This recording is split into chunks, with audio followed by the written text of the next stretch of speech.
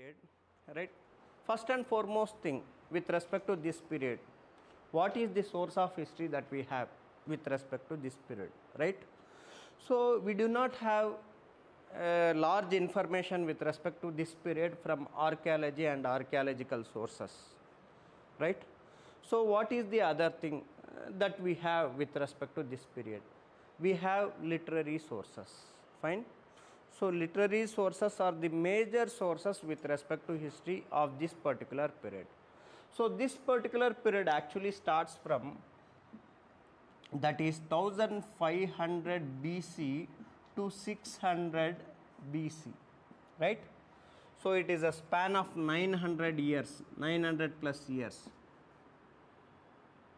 right? So that is the thing with respect to this Vedic period. And again, with respect to Vedic period, we divide this into two. We divide this into two parts. One is early Vedic period,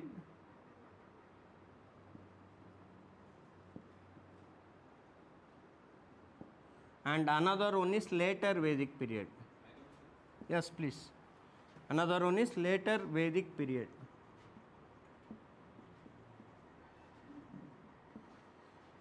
Right, so this is what the briefing of Vedic period. So when we talk about Vedic period, that is early Vedic period, so again it is from 1500 to 1000 BC, and later Vedic period, it starts from 1000 BC to 600 BC. Yes, it starts from 1000 to 600 BC.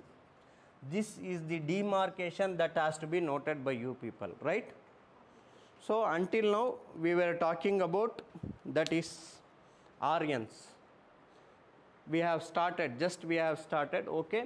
So today's class we would be talking about Vedic period, the next chapter after Indus Valley civilization, where in Indus Valley civilization itself you people might have known that the one among the reason for the decline of Indus Valley civilization was due to the Aryans invasion, right?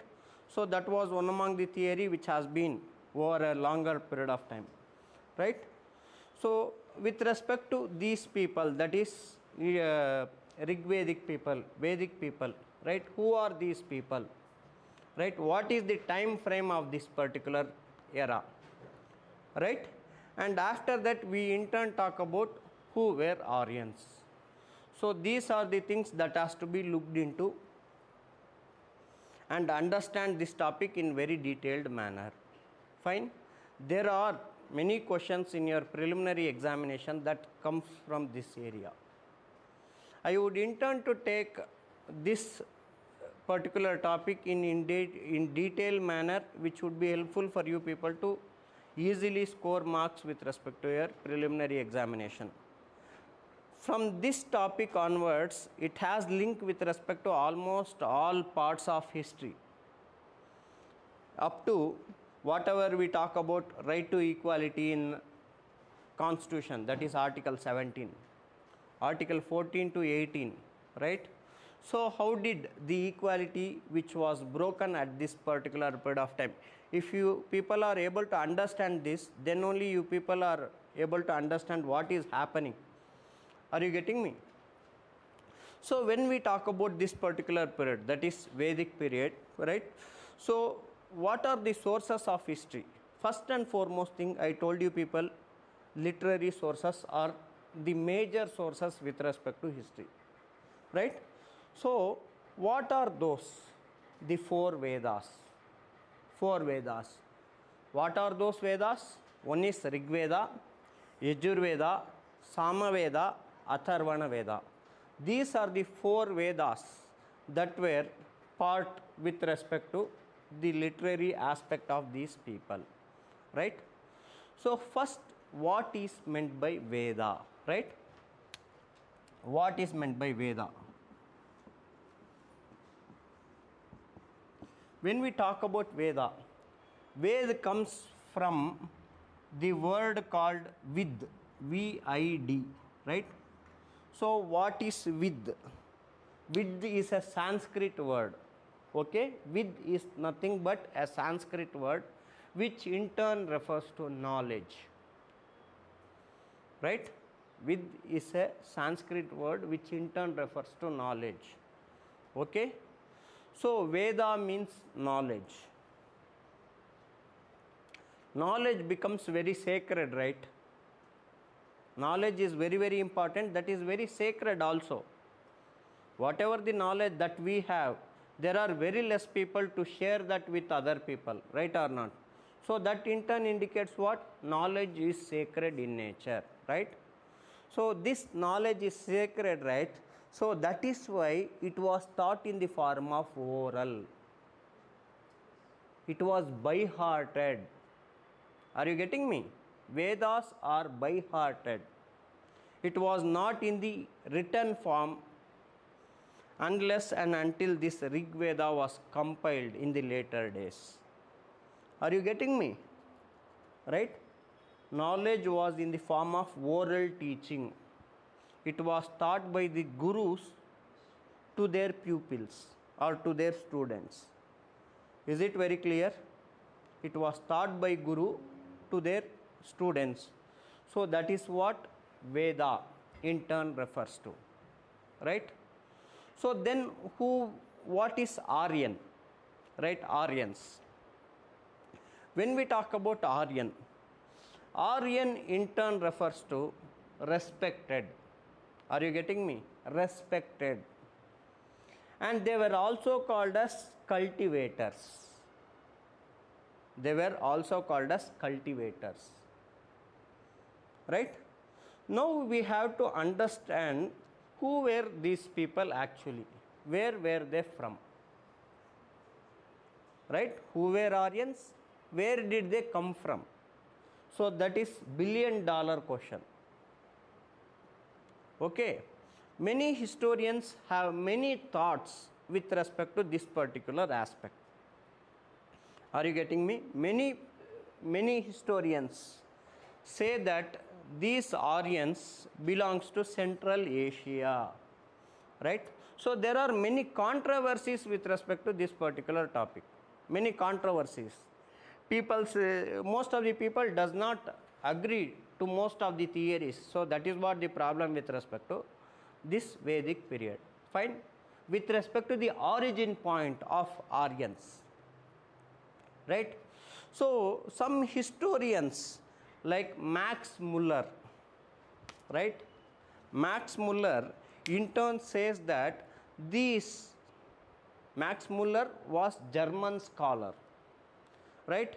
He says that the ancestors of India, Roman, Greeks, Germans and Persians were living together. Are you getting what I in turn mean to say? Right? Max Muller, the scholar, German scholar, he says Indians, Persians, Germans, Romans, Greeks, all of them lived together. So they were considered to be, that is, common ancestors. Are you getting what I in turn mean to say? How did he arrive to this particular topic, right? This particular conclusion, right? So there is a word called Pitri and Matri, right? So which is in Sanskrit, right? Pitri means father. Matri means mother, right? In same, for father and mother, when we talk about Latin, right? Pater and matter, that is with respect to, yes, that is with respect to Latin, right? And Pidar and mother, P-I-D-A-R, Pidar and mother, it is with respect to Persian. Are you getting some sort of resemblance? Are you getting? So this is why this person, that is Max Muller, says the ancestors of different places, especially in and around Central Asia, might have lived together, or common ancestors. common ancestors. That is the concept that this person is trying to bring. Are you getting me? So this thing you need not remember, but the thing is I am talking about controversies which are originating with respect to Aryans, the evolution of Aryans. Is it very clear? So that has to be remembered by you people. And there were some people like, that is Bal Gangadhar Tilak. He says these Aryans were people from Arctic region, right? So write down the book of Bal Gangadhar Tilak, right? His book's name is The Arctic, the Home of Aryans. Arctic, the Home of Aryans, right? Arctic, the Home of Aryans.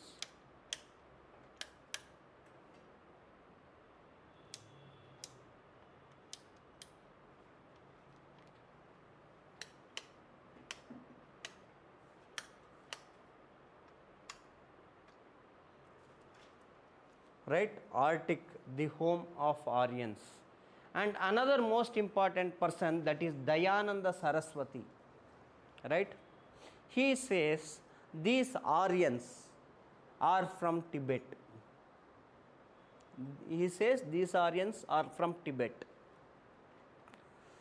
So are you getting me? Now itself there are three theories I told. One thing was about Max Muller, and another one was Bal Gangadhar Tilak and Dayananda Saraswati, right? So there are many theories with respect to origin, right?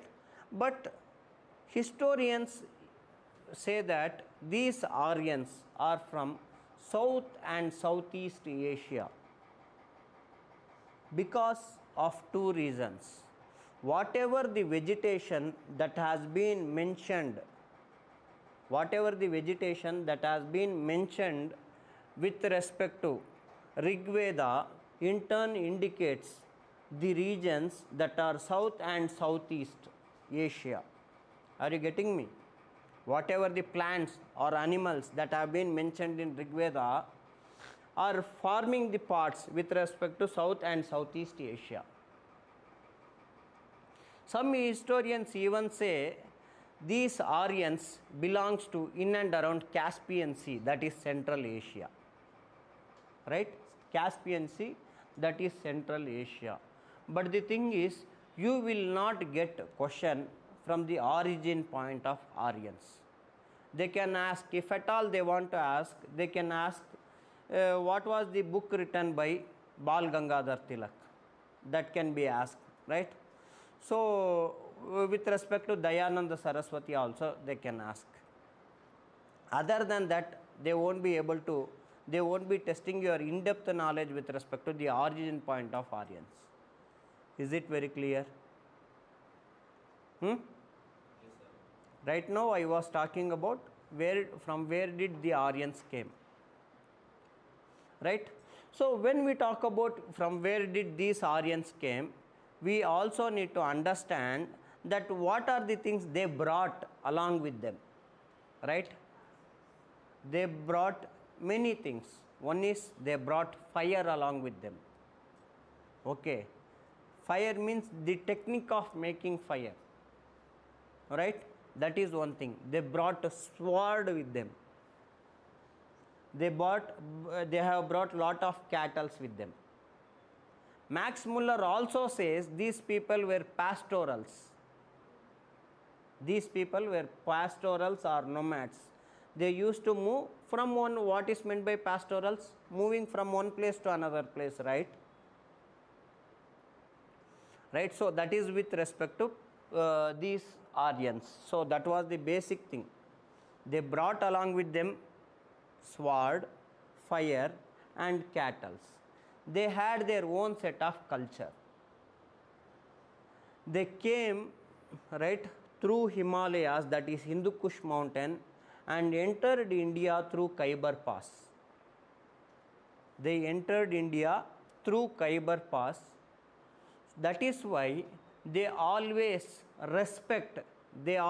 feel the mountains are God to them, like God to them. are very precious, very sacred to them. Mountains are referred as Meharu in Rig Veda. They give utmost importance to Himalayas, right? Because that has given them life, that has given them very good opportunity, right? So these people settled in and around Sapta Sindh, right? So Sapta Sindh in turn refers to Indus and its 5 tributaries and Saraswati. Are you getting me? Indus and 5 tributaries plus Saraswati, it is put together called Sapta Sindh. Then what is the geographical location with respect to these Rigvedic Aryans, right? So when we talk about the specific location with respect to these Rigvedic Aryans, they were, right, in different parts with respect to parts of Afghanistan, modern day Pakistan, right, modern day that is northern part, northwestern part of India, that is they were up to western part of UP. They were up to western part of UP, right? So initially, what is the difference between the early Vedic and later Vedic period is their territory. When we talk about them, it is their territory. One second.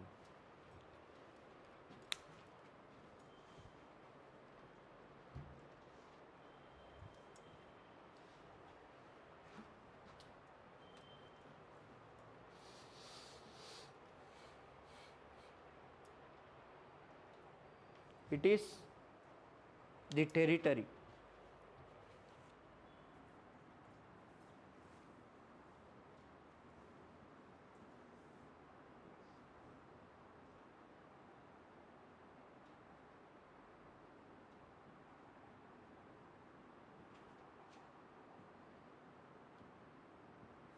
Right.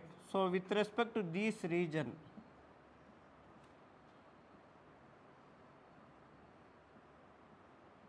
are you getting me? Modern day Pakistan and western, that is Pakistan, as well as parts of Punjab, parts of Rajasthan up to UP. So this was the initial phase with respect to the Rigvedic Aryans. When we talk about later Vedic period, right, so they intrude much into India, that is Ganga Yamuna basin. At the initial stage they were up to what? That is Indus, that is Sapta Sindh region, right? So in the initial stage, so this was with respect to early Vedic period, and this is respect to later Vedic period. Are you getting me? So they extend themselves, right? Are you getting me? Is it very simple? Right? So this is what with respect to early Vedic period, right? Their territory, this was their territory. They extended up to western part of UP. So that is one among the things that you people have to remember. Then what are the other things that has to be remembered by you people, right? So when we talk about these people, that is Rigvedic Aryans, first and foremost book that is the only source of these people is that is Rig Vedas. Okay, Rig Vedas are the only source of history with respect to these people. And other 3 Vedas, that is Sama Veda, Yajur Veda and Atharvana Veda, talks about later Vedic period. Not only that, there are many other books such as that is Upanishads, Brahmanas. Okay, so all these things are part of later Vedic period. But the earliest book with respect to Indian history as such is Rig Veda, which was compiled in and around 1400 BC. That might be 100 years plus or minus, something like that. Are you getting me? 1400 BC. So that was the thing that has to be remembered by you people. 1400 BC, this Rig Veda was compiled in the form of book. Right? So Vedas are taught in the form of oral, that is Shruti. Right? So each Vedas have its own Samhita. Right? There are 4 Vedas, there are 4 Samhitas. Okay? So that is Rig Veda Samhita, Atharvana Veda Samhita, Yajur Veda Samhita, then Sama Veda Samhita. These are the things. Samhita in turn refers to compilation of an Veda into a book. Is it very clear for you people? Right? So when we talk about their other aspects, we have to understand how was the system with respect to polity, administration, economy, social life, religious condition, everything with respect to early Vedic period. The only source of history is Rig Veda. The only source is Rig Veda. From Rig Veda itself, we will take all the information. Rig Veda is the book which has 10 mandalas. 10 mandalas in turn refers to 10 chapters. Very, very important. Please make note of something if I say. Okay. Rig Vedas consists of 10 mandalas. Out of 10 mandalas, first mandala and 10th mandala was added later, added in later part. Fine? Added in later part. So that is the thing with respect to Rig Veda. 10 mandalas. And what is the oldest with respect to Rig Veda, right? Mandala number 2 and 9 are oldest. Mandala number 2 and 9 are the oldest with respect to Rig Vedas. Right? So 10th mandala talks about Purusha Suktam. P-U-R-U-S-H-A. Purusha Suktam. These are the things that have been asked in your CAPF and CSE, right? Purusha Suktam. Almost all the exams in UPSC, they touch this. This is what in depth, going in depth into the topic, right? So Purusha Suktam, we come to know about Purusha Suktam from 10th mandala of Rig Veda. They can ask you like this. That is, Purusha Suktam is part of Rig Veda, Yajur Veda, Sama Veda or Atharvana Veda. This can be your question. Okay. They won't ask you from which chapter. Are you getting me? But the thing is, at least from which Veda you people have to understand that. Right? Purusha Suktam is from Rig Veda. Right? So, when we talk about these people, right, you people have to, do you have any idea who were the other set of people who were living around these areas before then?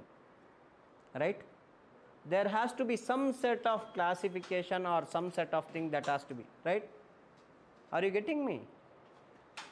Who were the people who were part of India before Aryans? Right? So, when we talk about them, these Aryans, right, they came from Caspian Sea in and around that particular part, right? So, they were called as Aryans, right? They classified the other group which were inside India at that particular period of time as non-Aryans or Dasas or Dasyus. Please make a note of, remember it. The other people who were other than Aryans were called as Dasas, Dasyu, D-A-S-Y-U. Dasas or Dasyus.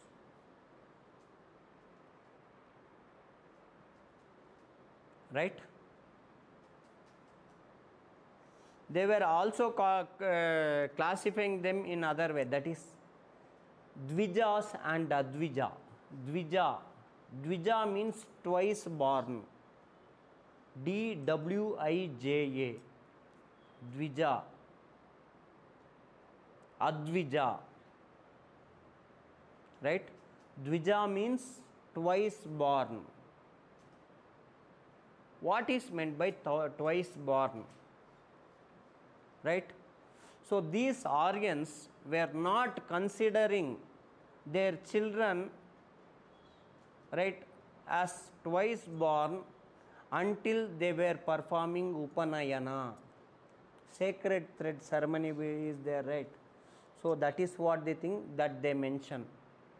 They would treat their newborn babies as animals or non-living beings for the sake, unless and until they get Upanayana. That was the importance that they gave it to Upanayana. Are you getting me? Is it very clear? So, Dvijas in turn refers to twice born. A baby is born initially, right? After that, after performing Upanayana, that is sacred thread, function, ceremony, then only it is considered as human being. Right? So that is the thing, that is what we call it as Dvija, twice born. Right? So what are the other aspects with respect to these people? These people, that is Aryans, they did not wanted their blood to mix with non-Aryans. Are you getting me? So that in turn indicates they never promoted the local people, one who were around them, in terms of marrying them. Are you getting me? That is, mixture of blood was not allowed. These people, that is Advijas or Dasas or Dasyus, right? So especially the people, the rulers of this particular area, right? So their wife and the people around that particular area before the entering of Aryans, right? So after defeating them in the battlefield, they were treating them as slaves. They were treating these people, that is Dasas or Dasyus, the native people of India, they were treated as slaves. Right? So that was the thing. And they did not allow their blood to mix with respect to Dasas or Dasyus. That is why we get to know about Varna system, right? There were Chatur Varna system which were followed in the early Vedic period, right? So this Varna system especially talks about 4 Varnas that gives elaborate aspect with respect to birth. It is believed that Brahmanas are born from the mouth of Brahma, right? And Kshatriyas are born from, that is, shoulder and breast of Brahma, breast or chest of Brahma, right? Vaishyas are born out of stomach of Brahma, Vaishyas. Shudras are born from foot of Brahma. So that is one among the things that has been, right, part of our Rig Veda, right? So that was the classification that these people made. So now you people have to understand what is what are these things. They were very colorful. These Aryan race were very charming in nature. So when we talk about their other aspects, such as all these Varnas were depending on the occupation, right? Occupation of the people. When we talk about the occupation, first and foremost thing what we have to remember is at this initial stages, it is the initial stage, right? Early Vedic period, right? So here Varna system was followed, but the thing is occupation could be changed. The Varna system itself was based on occupation, right? What was the duty of Brahmanas? It was given crystal clear. They have to teach, they have to guide the king, right? Brahmanas' role is to teach and guide the king. So that is first aspect. And second aspect, that is Kshatriyas. Kshatriyas are born out of shoulders and breast, right? So it in turn indicates what? Strength, right? So they have to protect the nation, right? Protect the nation and rule the nation according to Dharma Shastra. So that is the thing that has to be remembered. And Vaishyas, what is the role of Vaishyas? These Vaishyas' role is to do business, do agriculture, right? Do business, do agriculture, and do all sort of trade and related activities. So that is the role of Vaishyas. Then what about Shudras, right? So they were labor class people, one who used to assist all the three other segments with respect to the hierarchy.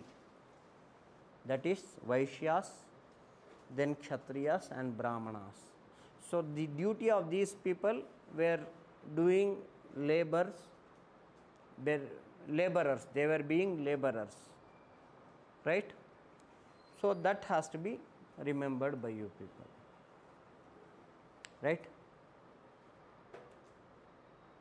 So while that is they wanted to expand these people, that is Aryans, they wanted to expand, they followed the policy of blood and iron.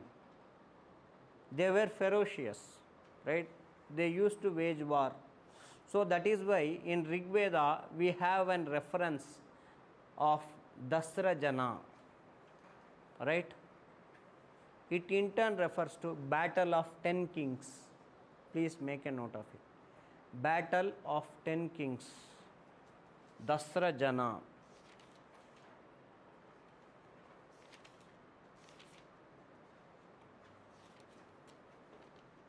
Right? So Dasrajana, that is Battle of 10 Kings. So when we talk about this, there were 10 major Janas. Janas in turn refers to territories. We will talk about everything in detail. Okay. So Dasrajana in turn refers to battle among 10 kingdoms, right? So which was one among the kingdom that was really famous at that time was Bharatajana. Bharatajana was ruled by Sudas. Sudas. He was the winner of this particular battle, that is Dasrajana. Bharatajana was very, very famous, right? So it was this territory, that is Bharatajana, was covering the area of from the river Sindhu, that is from the river Saraswati up to Yamuna. Are you getting me? Between those, whatever the territories that they had were part of Bharatajana, right? So this, that is Sudas, won the battle of 10 kings and made himself more powerful, the most powerful. So that is why we in turn call India as Bharata, the first powerful tribe in India. Bharata, the word Bharata comes from there. Are you getting me? Then what might be the reason for this battle, that is Battle of 10 Kings, right? So when we talk about the head priest, that is head priest with respect to Bharatajana, right? So he was guiding, that is Sudas. He was Vishwamitra. But this person, the ruler, who is Sudas, right? He gave utmost importance to Vasishtha Maharishi. He was, when that happens, this person, that is Vishwamitra, comes out. So he in turn wanted this fight has to happen. The another most important reason that the people say is this Bharata tribe was indulging in too many activities with respect to capturing other territories. They were fighting with almost all the people. So all the other people started to fight against these people. So that is what the Battle of 10 Kings is all about. Are you getting me? Right? So who had won this battle? That is what very important. Sudas, Sudas, won this battle, that is Battle of 10 Kings. Is it very clear?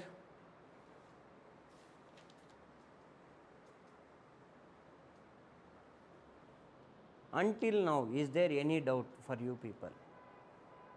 We are talking about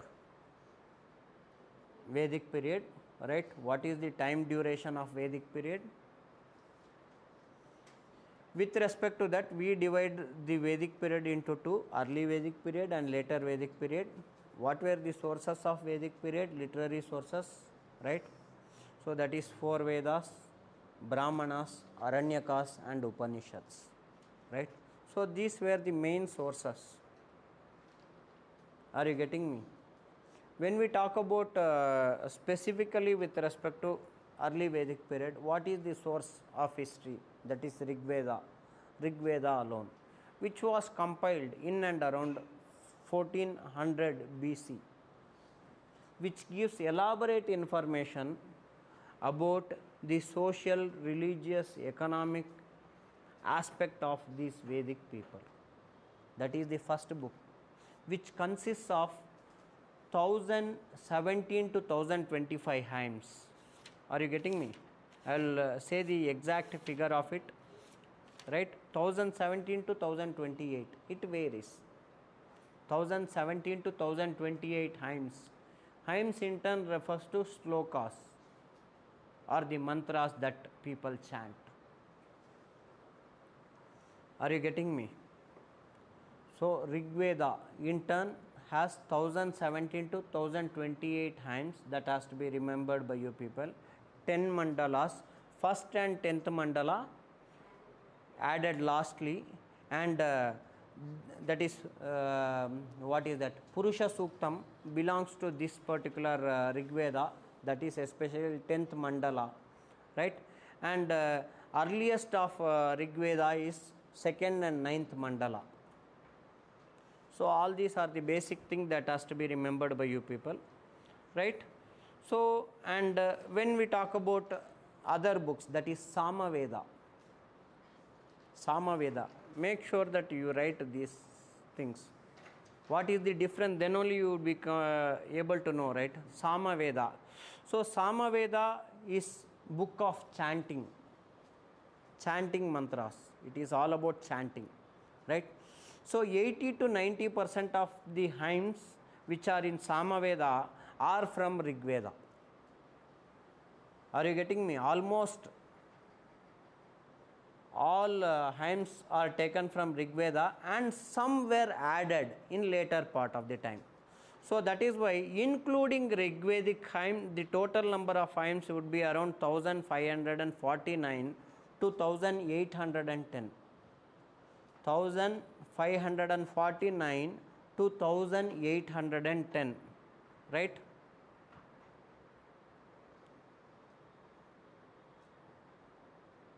So all these that is these hymns are there, right? So all these things were sung at the time of Soma sacrifice, Soma yaga, Soma sacrifice. So at that particular time, so all these hymns were sung. Soma sacrifice also gets reference from Rig Veda. Are you getting me? Though it is in Rig Veda, that is I am talking about Samaveda, Soma sacrifice has been elaborated, or the slokas are from Rig Veda. Are you getting me? Again, this can be tested. I am giving you all sort of minute points which you won't be able to get it in other books. That is why I want you people to write something. Fine. So that is one among the thing. So again, Samaveda also deals with music. The raga would be there added in terms of saying hymns. The extension of raga is there.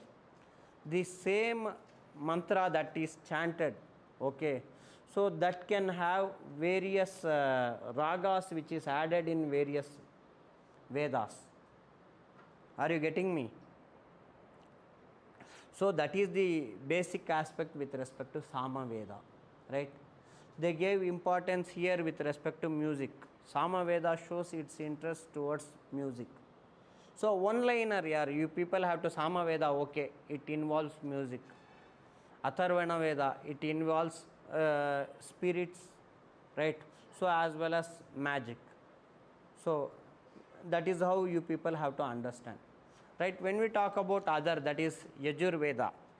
So Yajurveda deals with the prayers with the sacrifice. How to perform a prayer, how to perform an yaga, right? So it is a book of prayers and it is a book of sacrificial prayers. Sacrificial prayers. Lays down what are the rules that has to be followed while performing all these sacrificial prayers. Right? Sacrificial prayers. Again, this Yajurveda can be divided into two, black Yajurveda and white Yajurveda, or Krishna Yajurveda and Shukla Yajurveda. Right? So, you need not get in that deep, but the thing is sacrificial prayers has to be remembered by you people. Right? And another most important aspect is Atharvana Veda. Atharvana Veda. So, Atharvana Veda deals with the spirits. Spirits. Spirits means, what is spirit? Right? It is superficial thing. Right? So, when we talk about this Atharvana Veda, right, it has around 731 hymns and it is compiled into 20 books. It is compiled into 20 books. And the basic thing that has been covered in this particular Atharvana Veda is, it deals with evil spirits, right? Many of the formula relating to magic has been written in this particular book. Formulas regarding magic, okay? Which is to control demons and other evil spirits. Are you getting me? There are chants for different things. Okay. So, especially when we chant certain mantras, it has its own impact. Mrutyunjaya mantra is there. It is taken from Rudram. So, Rudram is a hymn which has been sung for God Rudra. In later Vedic period, Rudra and Maruta becomes very, very important. They become very powerful gods. Okay. So, Rudram, again, it in turn detailedly talks about many things.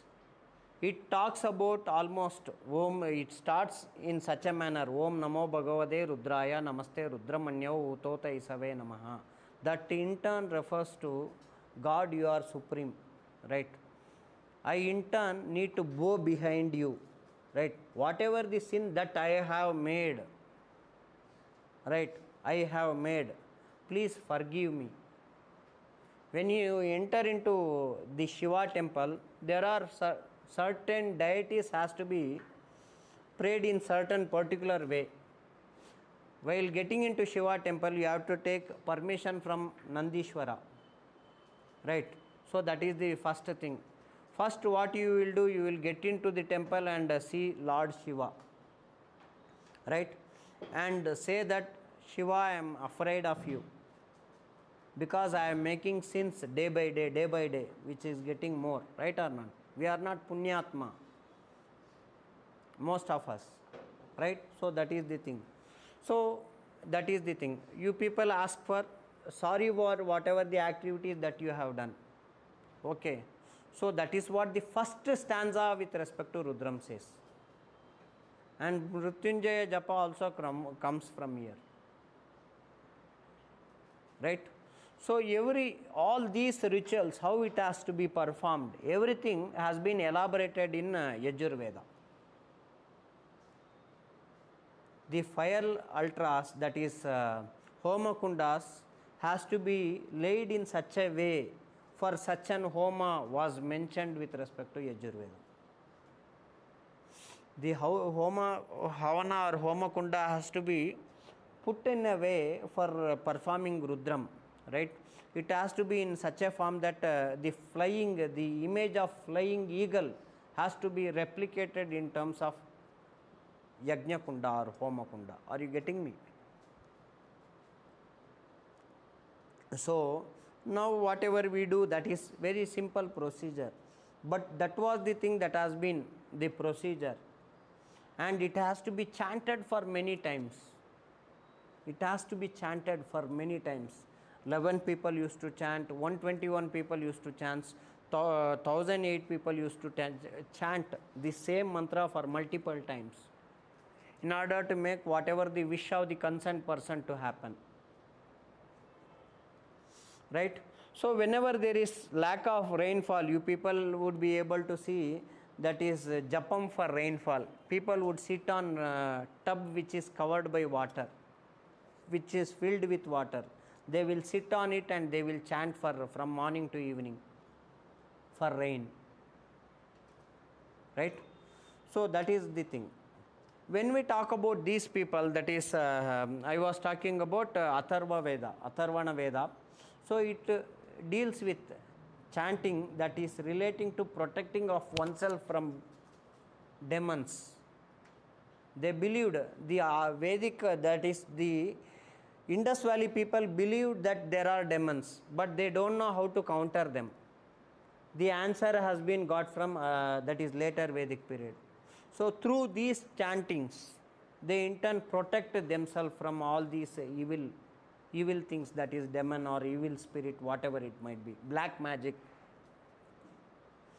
Are you getting me? So this is one among the texts that is to be remembered. Then another most important text is Brahmanas. So all these are the texts which are related to Vedic times. Brahmanas. Please make a note of it. Brahmanas. Because once you go to home and look into your NCRTs, then you will feel what is Brahmana, what is that is Upanishad. You would in turn get confused. That is why I want you people to have some sort of clarity, right, with respect to each and every Veda.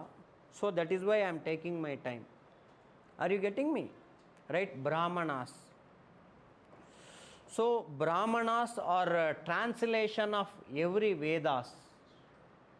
It is compilation of every Veda, and which elaborates, it acts as a dictionary for every hymn. Are you getting me? It acts as a dictionary. It gives the brief meaning, procedure, everything that has to be followed with respect to performing certain sacrifice. What is the meaning of this sacrifice? That is Ashwamedha Yaga or Rajasuya Yaga, Vajpaya Yaga, and different yagas and yajnas, why it has to be performed, right? So when we talk about, they explain the meaning of sacrifices. They explain, the Brahmanas explain the meaning of sacrifices and also the method of performing them. I told you, right, for getting rain, water filled on some sort of vessel, especially copper, right? They will sit on it and they will chant 1008 times or morning to evening, whatever, for days together. So that is the procedure. And I was also saying how that is Homa Kunda has to be put, right, for with respect to certain yagas and yajnas. What are all the formalities? So all these things are explained along with meaning with respect to Brahmanas, right? They are commentaries on various hymns of Vedas. They are commentaries. What does these things mean? Right, I told you about this sloka, right, in from Rudram. What does that in turn conveys? Right, there is Rudram and Chammakam. For example, I am taking, right? So they talk about many things, and they ask for many things that they want. They say, I want sky, I want a river, I want water, I want food grains, I want gold. Okay, after first they will surrender, after that they will demand. Are you getting me? So this is all about. In Chamaka, they say, what is the difference between Rudra and Chamaka?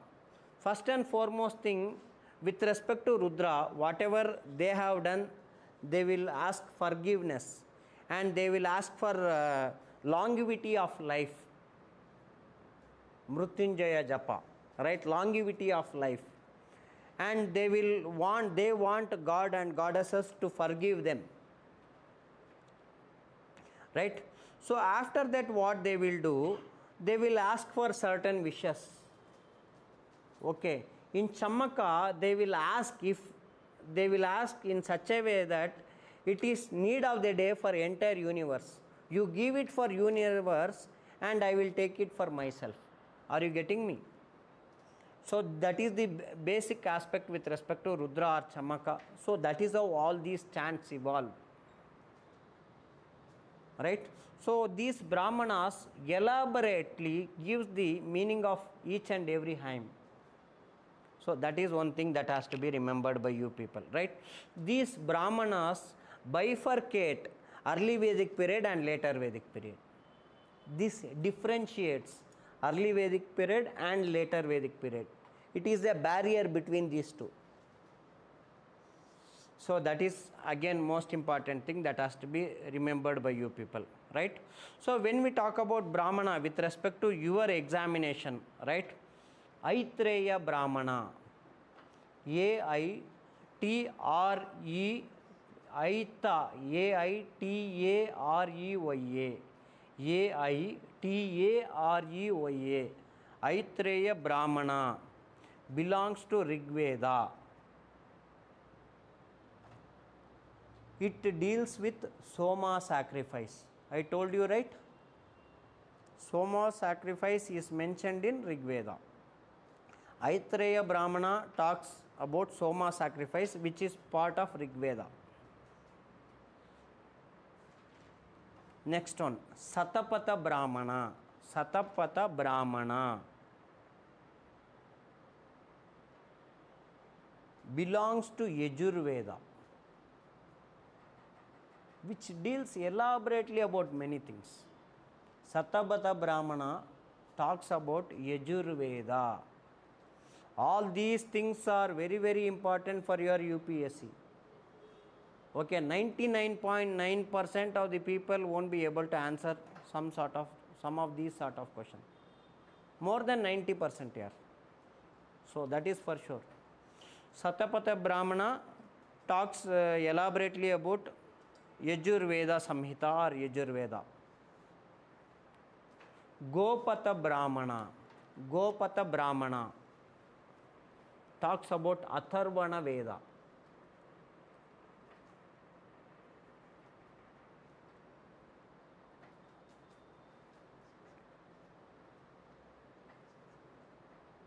Right? Gopatha Brahmana talks about Atharvana Veda. Right? So these are something that is related to your UPSC preliminary examination with respect to Brahmanas. Okay. Now we have to understand what is Aranyakas. Aranyakas are, all these are literary sources we are talking. I have not yet gone into what is what. Right? Aranyakas are the books of forest. These are the concluding portions of Brahmanas. These are the concluding portions of Brahmanas. Aranyakas deal with mystics and philosophies. It in turn talks about philosophy, philosophical aspects. Philosophies, mystics and philosophies. So it has nothing to do with rituals. Okay, it has nothing to do with rituals. That is what Aranyaka is all about. Then the next point, Upanishads. Upanishads is very, very important. There are 108 Upanishads. Mundaka Upanishad is famous for what? This is homework for you people. Search and come, I will talk. Okay. So what are Upanishads? Upanishads are certain set of things, especially it is sacred doctrine. Okay. It is very secretive in nature, which has been taught by gurus to their students.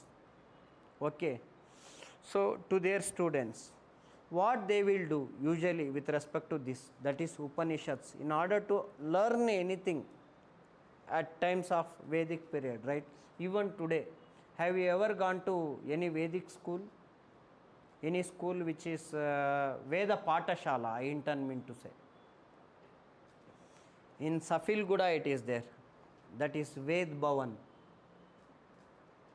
And there are many temples where we get to know about small students get to know learning about Vedas, all different sort of Vedas. Fine. So with respect to this, that is with respect to Upanishads, teacher teaches the basic thing with respect to secret doctrines, where the pupil or the students has to sit near the foot of the teacher and listen to whatever the upadeshas that the teacher gives. Are you getting me? Teacher has to sit on top and all the students will sit in and around his feet in order to gain knowledge. So that is what Vedic system entirely deals with. Are you getting me? So he teaches many things. He teaches grammar, he teaches martial arts, he teaches astrology, astronomy, grammar, medicine, right? He teaches everything. And when we talk about the compilation of these Upanishads, which was around, the entire Upanishads has been compiled by great sages and scholars from 800 BC to 500 BC. From 800 BC to 500 BC.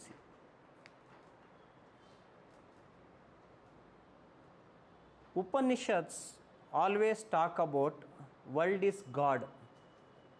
God is soul. Are you getting me? World is God, God is soul. So which has given very great importance towards transmigration of soul. You have to understand the reality, what is what, right? In order to understand that particular reality, that is universal truth, you need not have any particular book for it. Are you getting me? You need not have any particular book for it to attain that particular knowledge. So you have to approach it in realistic manner. Are you getting me? So what are the other aspects with respect to that is Upanishads? Upanishads believes in transmigration of soul. Please write it. Upanishads believe in transmigration of soul.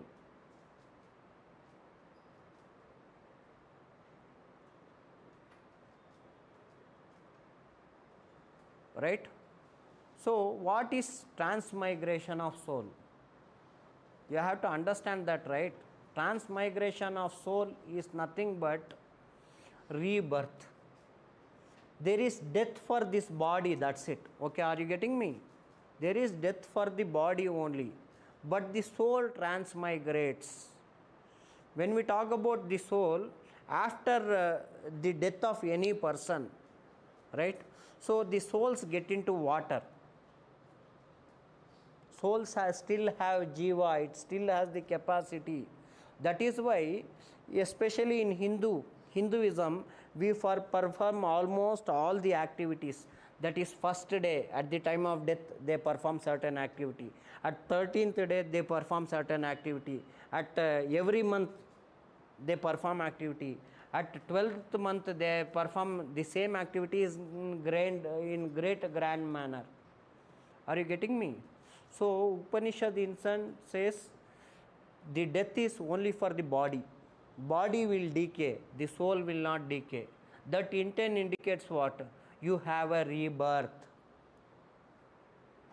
right? You have a rebirth,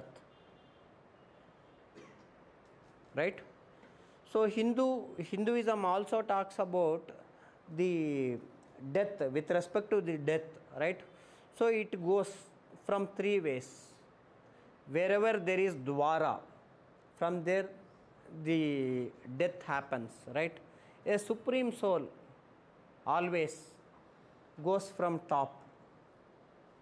So it is, that is in turn refers that he has lived very good life and he is going to the next level, right? At the same time, from middle of the body and from even from anus. So that in turn indicates what you are going down. Are you getting me? So that is what with respect to, we have details of all these things, right? So when we talk about this, especially we are talking about Upanishads, right? Rebirth, how the rebirth has to be stopped. The rebirth is always based on karma, yaar. Your karma, whatever the good karma that you have done, right? So that will take you to the next level. Whatever the bad karma that you have done, that will take you to the next level. Next birth depends on your this birth. Are you getting me? That is what Upanishad says. In order to do away with that, you have to unleash your desires. You should not have desire on anything to attain moksha. That is what Buddha says. That is what Mahavira says in and around 6th century BC. These people have said it around that is 800 years before Buddha or Mahavira. Are you getting me? So all these things are dealt with Upanishads. We talk about this in detail again when we talk about religion and religious aspect of Vedic period, right? And another most important aspect is Vedangas. This is again, this can be your question. Vedangas. There are 6 important Vedangas. 6 important Vedangas. This can be for your CAPF also, right? 6 Vedangas. First one is Siksha. Siksha. Siksha is all about pronunciation. Siksha deals with pronunciation, right? Kalpa. Kalpa deals with rituals. Please write down. You won't get it anywhere here. You go, whatever the details I have given today. Yesterday, how many of you people have read the Harappan civilization? How many of you people have got whatever I said? Or else I said more than what was in NCRTs? Huh? Sorry? Many things were not there. That is why I use many books. That is why I am saying you people to make sure that you write certain things. Okay? Kalpa. Kalpa deals with rituals. Vyakarana. Vyakarana is grammar.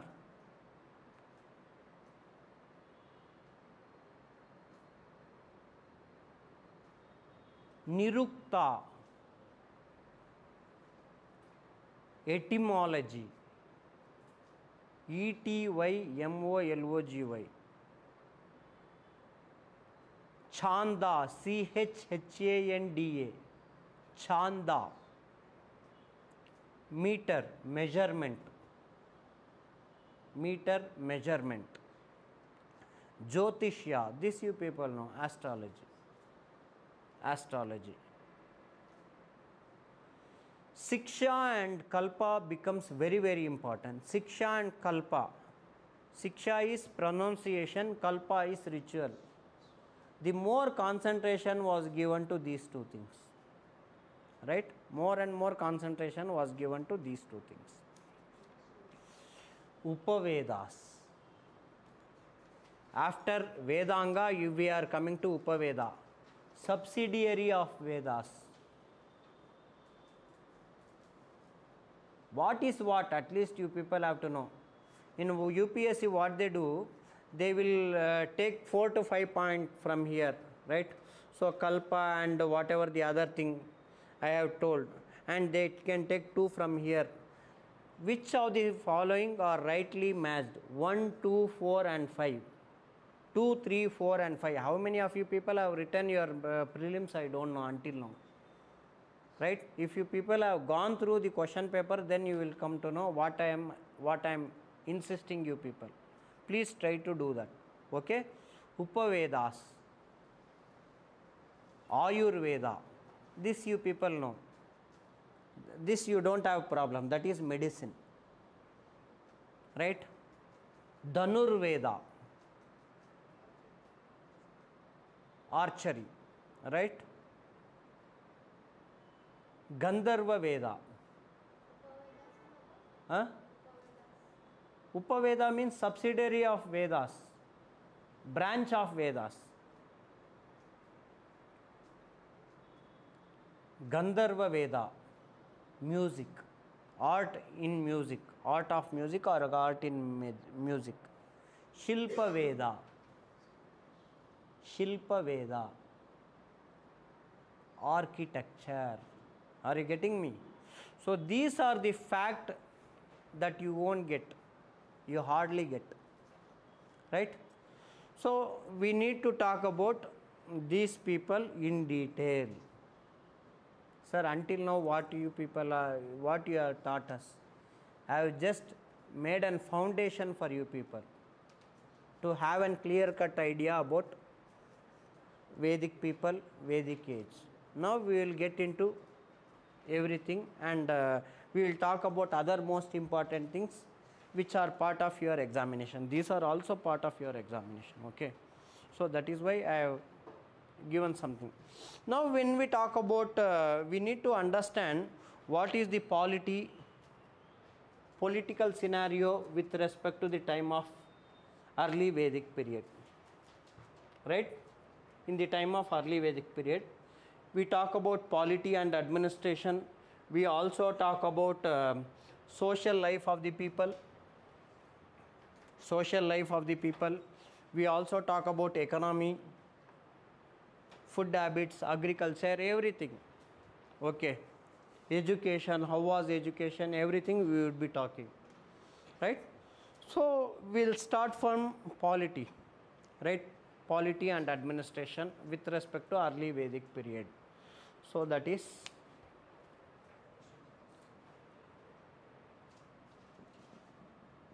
early Vedic period. It is from 1500 to 1000 BC, right? 1500 to 1000 BC, right? How was the political system which was working at that particular period of time, right?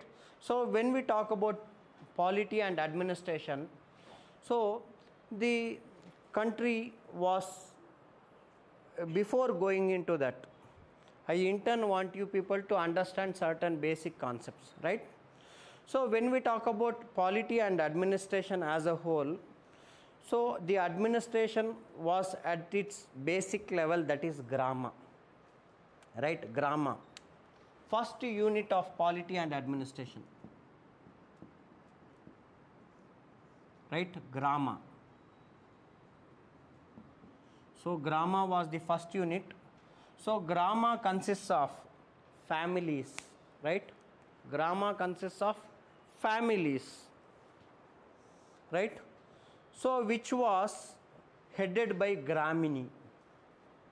Grama was headed by Gramini. There are many number of families, right? In gramas, you have many number of families.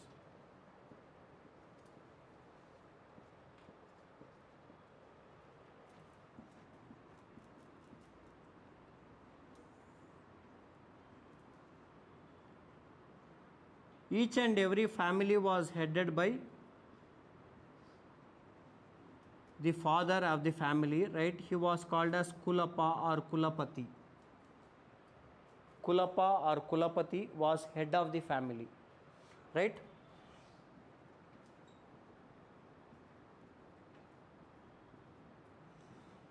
So group of families were put together called as grama, right? So at the same time, group of gramas were put together called as vis, VIS, or Vishaya, vis or Vishaya,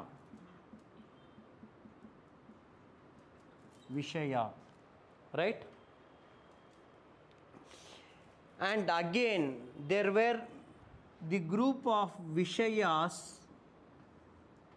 were put together and called it as Jana. Are you getting me?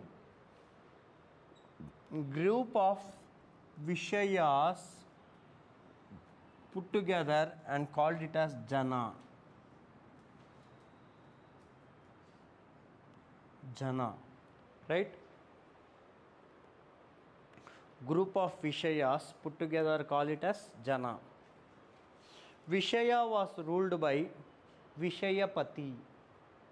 Grama was ruled by Gramini. Vishaya was ruled by Vishayapati. Right? And Jana was ruled by the king himself. The king was called as Raja or Rajan.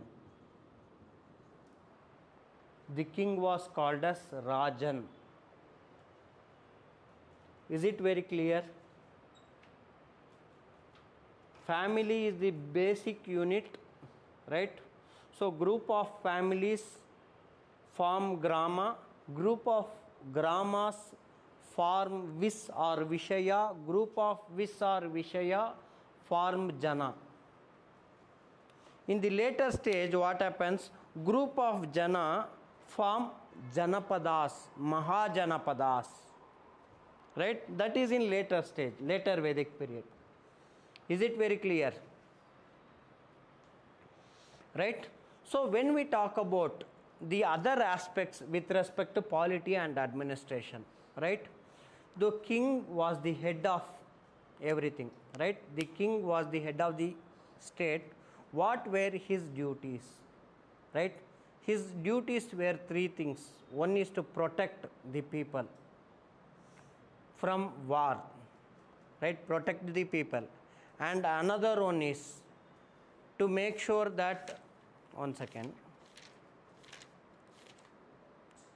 So to make sure the disputes of the people are settled properly. So that in turn means he acted as a judge, right? He acted as a judge. Second thing, first role was to protect the people from war and other aspects, right? Second thing is to act as a judge. And third thing is to perform the rituals, homas, havans and everything for the betterment of people. Are you getting me? That is why he was called as Gopa Janasya, protector of people, right? He used to take assistance from, that is, one is Purohita, learned man, or Brahman, priest. He is priest, right? And another person, that is Senapati. Senapati in turn refers to commander, commander-in-chief, right? King was monarch. He was a monarch. Are you getting me? So kingship was hereditary in nature. Kingship, if I am king, my son would be the king. His son would be the king. So it was hereditary in nature.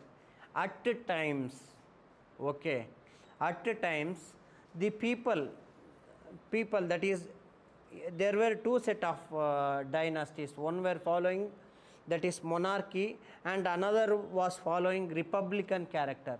King was even elected at times. Okay. Here also at times, king was elected by the people among royal families. Are you getting me? There might be 3 to 5 competitors, right? At that time, people might choose one among them. Are you getting? So this is one among the thing. Monarchy was there, hereditary monarchy is there, right? So at the same time, what else? People also used to select a king at times. And there were two organs, which were organs or organization which were supporting king in terms of almost all the aspects. King was not aristocrat, autocrat at this particular period of time, because there was some sort of power which was divided by Sabha and Samiti. Sabha and Samiti. Sabha means house of elders. In today, Rajya Sabha is there, right? It is house of elders, right? Where people gets nominated. They are now most of the, right? People gets around 12 people get nominated. So that is how BJP's Look South policy gave, that is seat to PT Usha, right? Ilaya Raja and the other person from Telangana and Karnataka, right? So 4 peoples were nominated to Rajya Sabha, right or not? So that is the thing. Here Sabha and Samiti. Sabha is all about house of elders, where the scholars, Brahmanas and big people such as business people, rich people gather there and take some decisions which is related to administration and many important things. Okay. And Samiti. Samiti is a thing where the king has to participate. His participation is must with respect to Samiti. King was answerable to Samiti. Are you getting me? Now PM is answerable to Lok Sabha, right or not? He is directly elected by the people. Same way in Samiti, what happens? People participate in Samiti to take very major decisions, like that of doing Pattabhisheka or coronation to the king, first thing. And second thing is, they will decide whether to go for war or not with other tribes or janas. So all the major decisions were taken in Samiti. Are you getting me? Which used to assist the king, Raja or Rajan, in terms of administration. Is it very clear?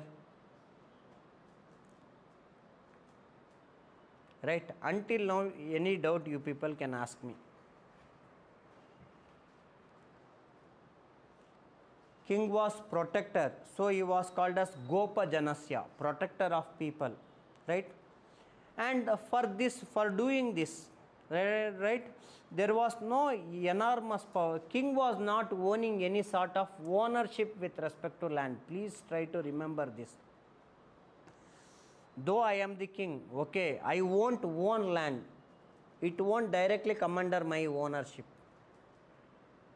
I am just a protector and caretaker of the land, like that, just a treasurer or a trustee, whatever you people can say. Are you getting me? Right? King was not the owner of the land at this particular period of time, especially Rig Vedic period. Right? So at the same time, king was getting some sort of salary. He is doing performing all these things, right? Making sure that every people are protected, Gopa Janasya, and performing all sort of rituals for the welfare of the people, right? He is acting as a judge to solve the disputes among the people, right or not? So all these things he is performing. For that he gets salary called Bali. Bali is a sort of tax. Bali is a tax that was given to the kings. It was considered to be his salary, right?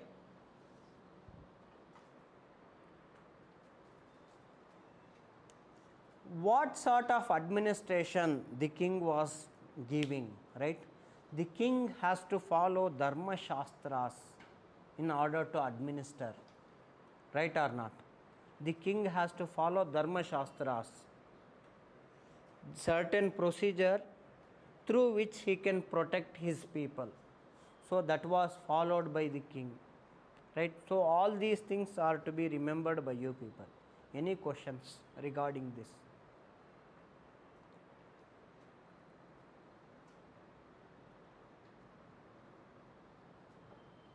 There are another two terms called, one is spasa, spasa, S-P-A-S-A, spasa. Spasa in turn refers to spies, spying. Spying means what? Intelligence in today's scenario, right? Dutas, dutas were the ambassadors. Through them the king was protecting. You are not following intelligence report, you will be having problem. These people were giving insistence on intelligence 3000 to 4000 years before. Can you imagine, right? So what was the basic reason behind the fall of Maharashtra government? There was not no proper intelligence. He was that is Shiv Sena founder's son, Uddhav Thackeray, right?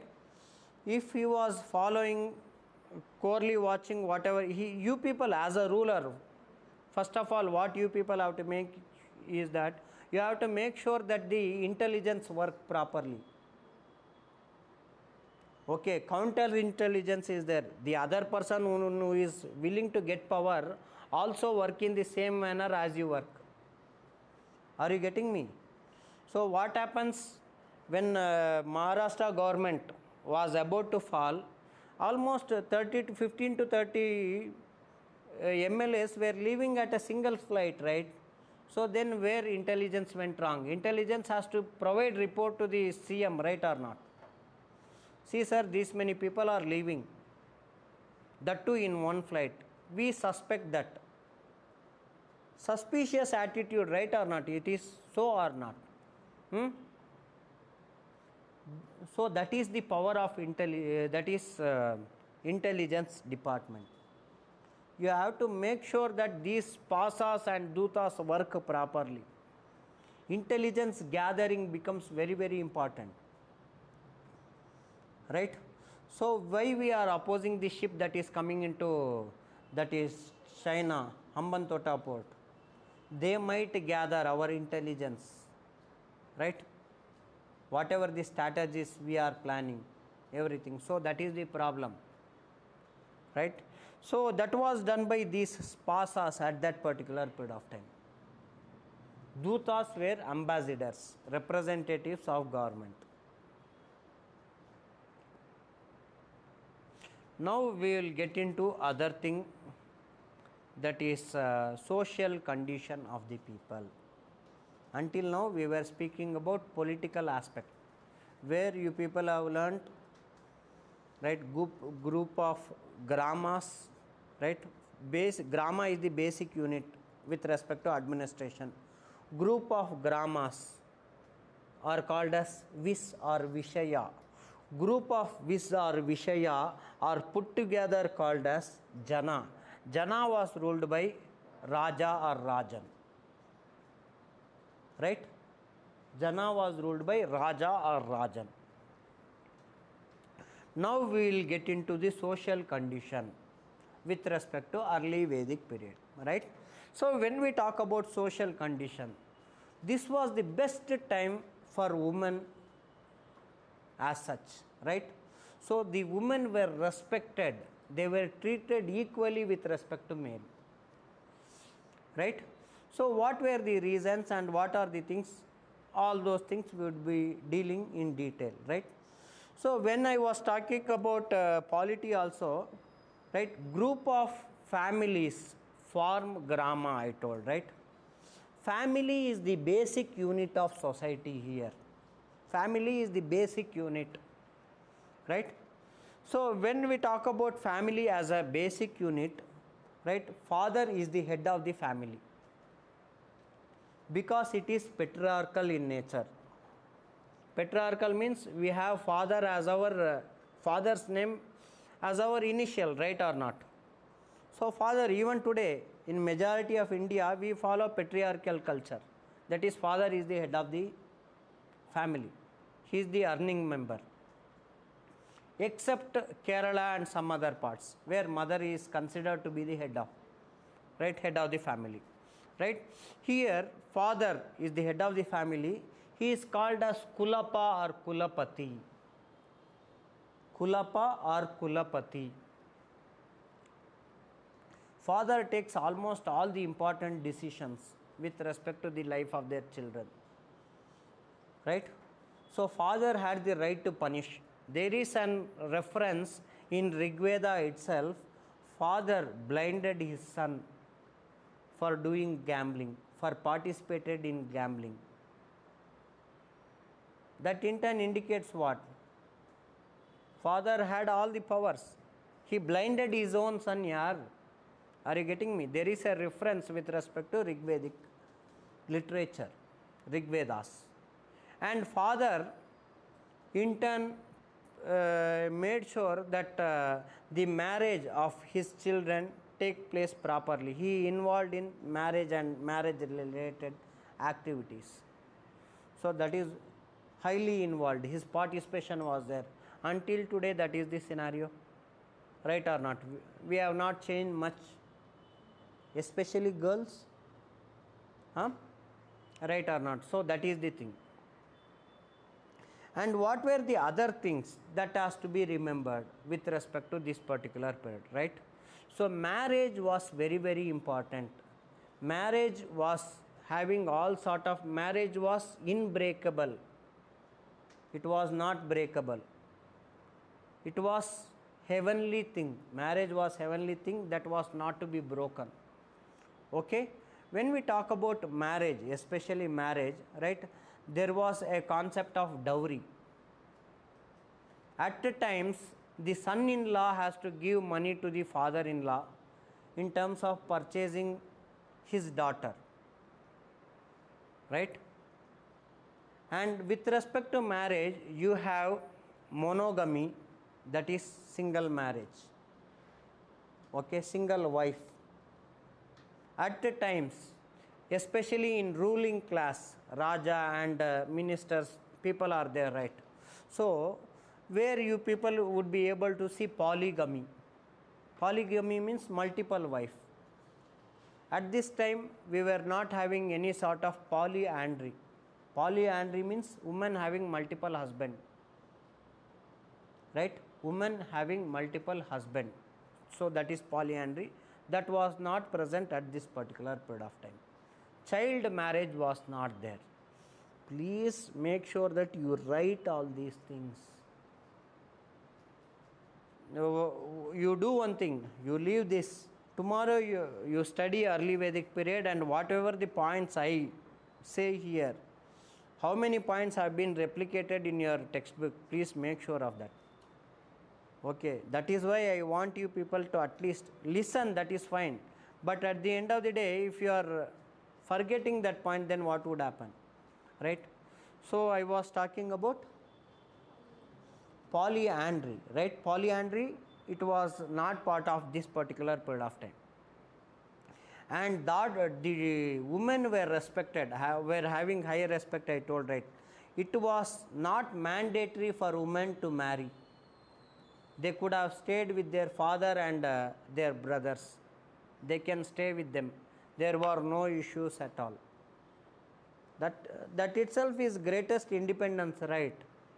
In today's scenario, people force, especially women, to get married, right? They won't force male at all, right or not? First, what are you, they will ask. Right now, are you in a position? So it depends, right? So that is one among the things that has to be remembered, right? And whenever we talk about giving importance or giving preference to women, they were treated equally. Almost all the rituals that were performed in early Vedic period, the women participation were there. Husband has to be accompanied by his wife, and certain sort of rituals has to be performed by her, that is the person's wife. That was part of this particular time period, right? So, and the thing is, the last right, or the ritual of a person has to be done by his children. Are you getting me? At the death of the father, his son has to do all the rituals that has to be done. For his last rites has to be performed. So that is one among the things that has to be remembered, right? And widow remarriage is there at this particular period of time. Widow remarriage, right? Widow remarriage, usually women marry husband's brother. So that is one thing. At times they insist that if there is no child, then widow remarriage was much easier. No child to them. At that time, widow remarriage was very easy, right? So these are the things that has to be remembered. And another thing, adoption law was there at that particular period of time, right? If a person was not having any sort of legal heir, so at that time what would happen? His daughter, if daughter is there, the property does not go directly to daughter. Daughter's son will get the property rights. If a person XYZ is not having a male heir, okay, he is having female. So that female's daughter, his daughter's son would get property rights. Adoption was also there. So this was the social setup with respect to, right? This was the social setup. And we need to talk about Chaturvarna system, right? So Chaturvarna system I have already told you at the beginning, right? Chaturvarna means, Chatur means four Varnas. That is Brahmanas, Kshatriyas, Vaishyas and Shudras. So each of them were having occupation, right? So initially this Varna system was focused more towards occupation. Though it was from birth, a Brahmana was, if at all you are a Brahmana, your son would be a Brahmana. If at all you are a Kshatriya, your son would be a Kshatriya. You are a Vaishya, your son would be a Vaishya. You are a Shudra, your son would be a Shudra, right? But the thing is, you being an Kshatriya can escalate yourself to Brahmana by learning all Vedic literature, having enough knowledge about Vedas, and performing the duties with respect to teaching, with respect to performing your all the ritual and related activities. You can become a Brahmana. Are you getting me? Right? Are you getting my point? Yes. If you learn that particular occupation, you can move to other strata. I being a Vaishya, okay. So if I am learning this skill of archery, fighting, right, I am mastering in that, then I can become Vaishya. I can become Kshatriya. The thing is, we can shift our occupation by learning that particular occupation. Shifting was possible with respect to here. Right? Are you getting me? So Shudras also can become Brahmins. Shudras at the initial, but they were not allowing that. Shudras, the thing is, Advijas were Shudras, right? Advijas were Shudras. Okay. Advijas means they were meant for that. They were segregated from the society, right? So dasas or dasyus. So they were not given that importance. The other three strata, they can move up, or that's what. They did not wanted their blood to mix with, I told you earlier, right?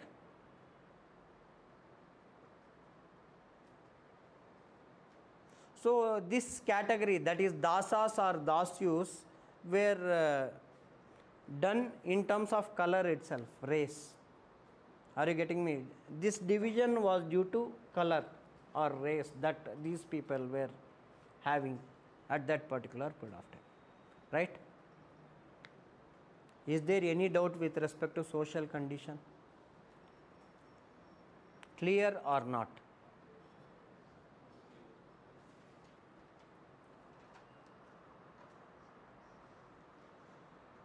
there was again marriage was between first three, that is Brahmanas can marry Kshatriya, Kshatriya can marry Vaishya, right? So among three only, first preference was given to marriage within the caste. Second type was given to different sections, but marrying with respect to dasas or dasyus were not at all preferred. Even when you talk about that is Chandragupta Maurya, right? So there are smaller stories with respect to Chandragupta Maurya.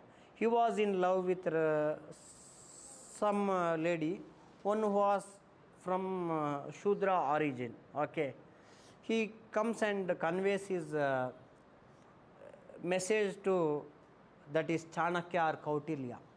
Fine. He in turn insists not to do. He says Raja has to marry Rani. Raja has to marry. It is mandatory for him to marry Rani. What you will get by marrying that particular girl? That is what Raja Niti is all about. That. Are you getting me? Raja has to marry Rani. Why? At the time of war, is she going to support you? I am talking about that particular period of time, right? So is she going to support you? Right? If you are marrying a queen, right, she comes from another royal background where you people can get military support, economic support, many other things. Right or not? So that is not possible if we marry her. So that is why all these things were there.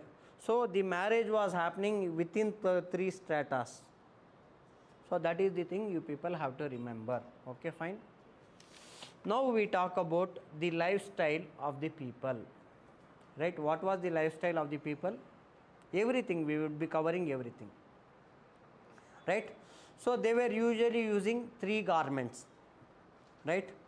One is upper garment and lower garment and inner garments. Can you imagine 3500 years before I am talking about wearing inner garments, right? So nivi, it was called as nivi. Inner garments was called as nivi, right? Vasa, upper garment.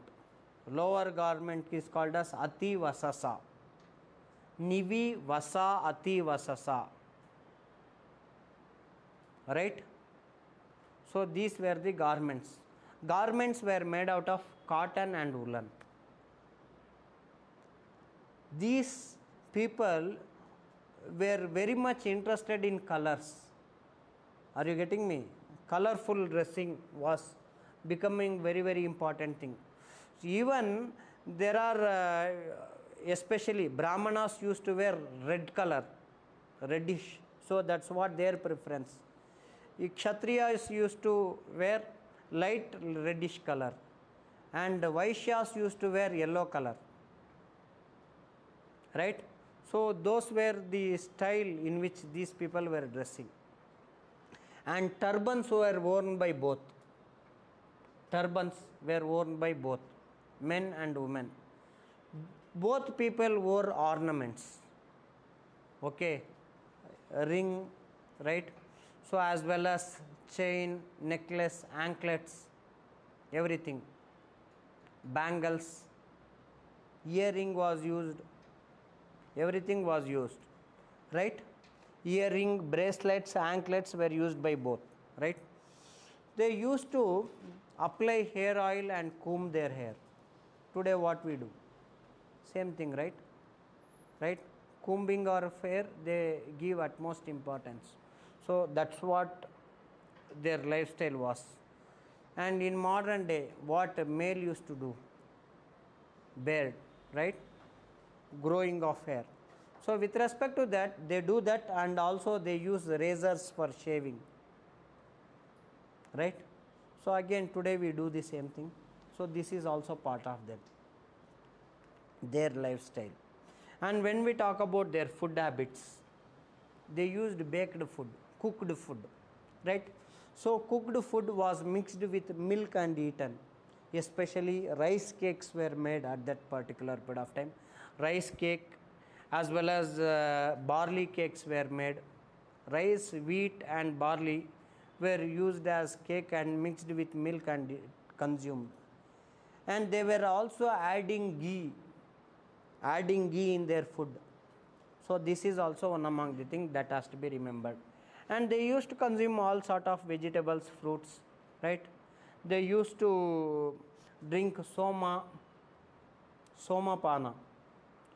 Surapana was prohibited with respect to upper class. Prohibited, which was not taken by Brahmanas. Soma was taken. Soma was common drink at that particular period of time.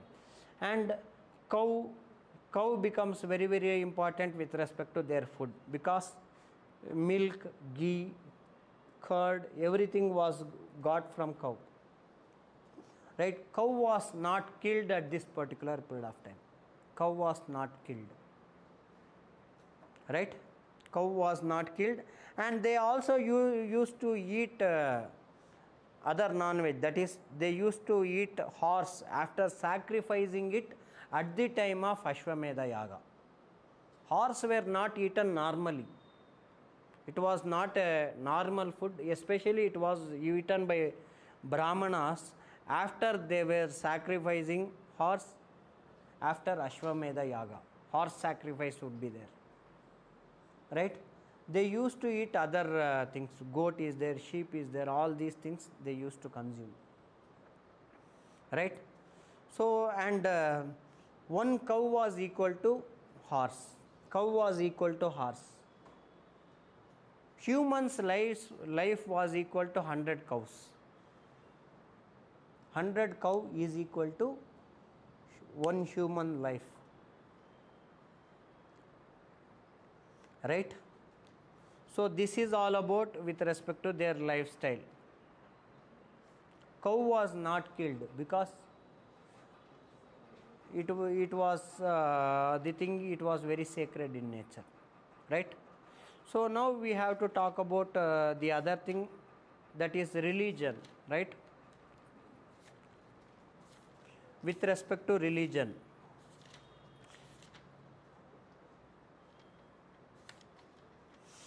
here religion becomes very, very important with respect to Vedic Aryans.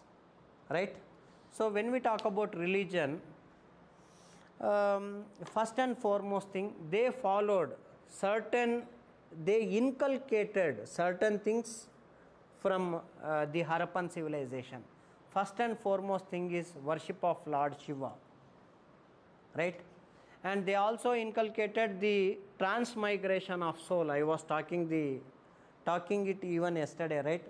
They believed in transmigration of soul. Right? But the thing is, they were not able to break the cycle of rebirth. They believed after death, birth is there. Right? So it is recycle. It is a cycling process. But they did not know how to overcome it. That was done at this particular period of time. Right? So when we talk about the Vedic gods, they were praying nature. Nature were their gods. They prayed fire, Agni. Right? Indra, Varuna, Vayu. Right? So the entire gods were divided into three segments. One is terrestrial gods. Terrestrial means earth, that is Bhumi. Right? So terrestrial gods. Prithvi, right? Soma and Agni were terrestrial gods. Again you see classification of gods. Are you getting me? There are classification of gods into three categories: Soma, Agni and Prithvi, right? Earth. So these are terrestrial gods. And atmospheric gods. Second category is atmospheric gods. Indra, Vayu, right? So as well as Maruta and Prajapati, right? Not Prajapati, Parjanya, right? Indra, Vayu, Maruda, Parjanya. So these were the gods who were atmospheric gods. And heavenly gods. Third set of categories, heavenly gods. So they were Varuna, Surya, Pushan and Vishnu. Surya, Varuna, Pushan and Vishnu. Right, Varuna was given utmost importance at this particular period of time. Please, please, please, I want you people to understand this, because in a later Vedic period itself, gods, most of these gods lose their power. Are you getting me? So that is why I want you to differentiate who were early Vedic gods and later Vedic gods. Right? So UPSC twists question with respect to preliminary examination in this manner. So make sure that you don't get into that particular trap. Okay, Varuna was very, very important god. He was king of all, he was considered as king of all gods. Right, Varuna. And we have another, Varuna is called as god of sky. Right. So at the same time, large number of hymns are in the name of Varuna. Large number of chanting mantras, large number of slokas are meant for Varuna. Right. So next person, very important, is Indra. Indra was considered to be god of thunderstorm as well as god of wars. Right. He was considered as god of wars and thunderstorm. He was the favorite of Aryans, favorite god.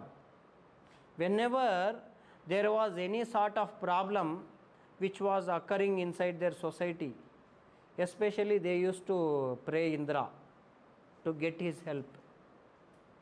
Even when you talk about Mahabharata, most of the time Arjuna calls Indra, and most of the other Pandavas and Kauravas call Indra for their help. Right or not? So Indra was very, very important. He was god of war. Right? So this is one among the things that has to be remembered. And next highest number of Vedic hymns are with respect to Indra. Right? And when we talk about certain gods, we associate these gods with respect to certain animals. For example, we associate Surya with respect to horse. Right? Surya would always be seen in chariot, right or not? Right? And Indra, we associate Indra with respect to bull. This should not be taken for granted as animal worship was prevalent. Are you getting me? Animal worship was not there. That is what I intend mean to say here. Right? Animal. It is not that Indra was, Indra's vehicle might be the bull and Surya's vehicle might be horse. It is not that horse is worshipped, it is not that bull is worshipped. Are you getting me? There was no such a reference with respect to animal worship. Right? And Pushan was the god of cattle and cattle rearers. Especially Pushan was prayed usually by Shudras, the lowest strata of people. They have fixed god for every class of people. Right? Pushan was prayed by Shudras. Right?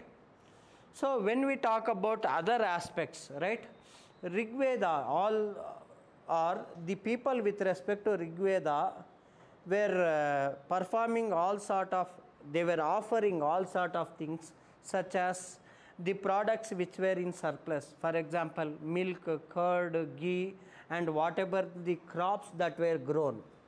Right? They were offered to God. They were offered to God as bali, as sacrifice. Right? In order to fulfill their wishes. They might be having some sort, everyone has some sort of wish, right? So they were having some sort of wish. In order to fulfill that, they were offering these things to God to get blessings from God. And almost all the rituals at this particular period of time were very simple. The cost, in terms of cost effectiveness I am talking about. Okay. So there were no such money was demanded at this particular period of time, early Vedic period time. So for example, if at all you have to understand this in different manner. Okay, if at all Rajasuya Yaga has to be performed in later Vedic period, a king has to give around 2,40,000 cows. Are you getting me? For getting one cow, what is the value of cow today? 40,000 to 50,000 rupees minimum. Right or not? Huh? Right? So 2,40,000 cows has to be given to the priestly class people or Brahmanas for performing Ashwamedha Yaga, that is Rajasuya Yaga. So that was the demand at the time of later Vedic period. Are you getting now why Buddhism and Jainism started to grow around 6th century BC?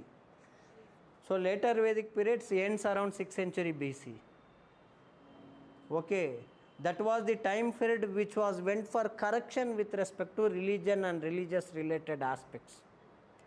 Religious affairs were becoming, that is much costlier at that particular period of time or over a period of time.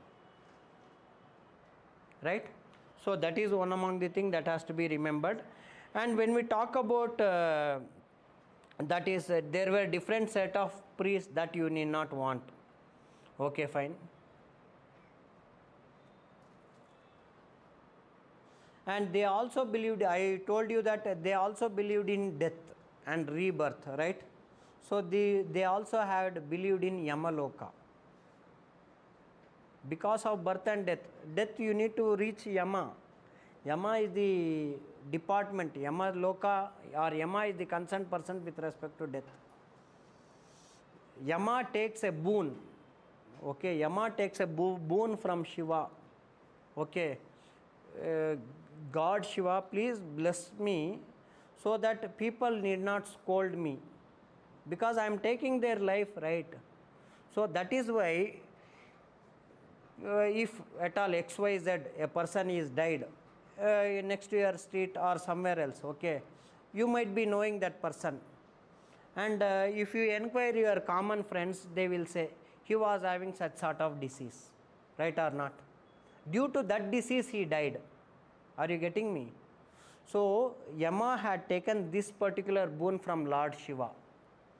The people should not blame me. You please make sure that they blame some sort of disease or some sort of reasons. Okay. So that is the thing that would be. Usually whenever you see any sort of, this is out of the syllabus, but again it deals with the Veda. Okay. There are certain years which are danger for each and every human being. 32 and 54, 64. 32, 54, 60, 80. All these are Gandas. Okay. So if at all we go beyond that, then there won't be any issue. Most of the cases, you might have heard, you can cross check. In most of the cases that might happen. In commonly I am speaking.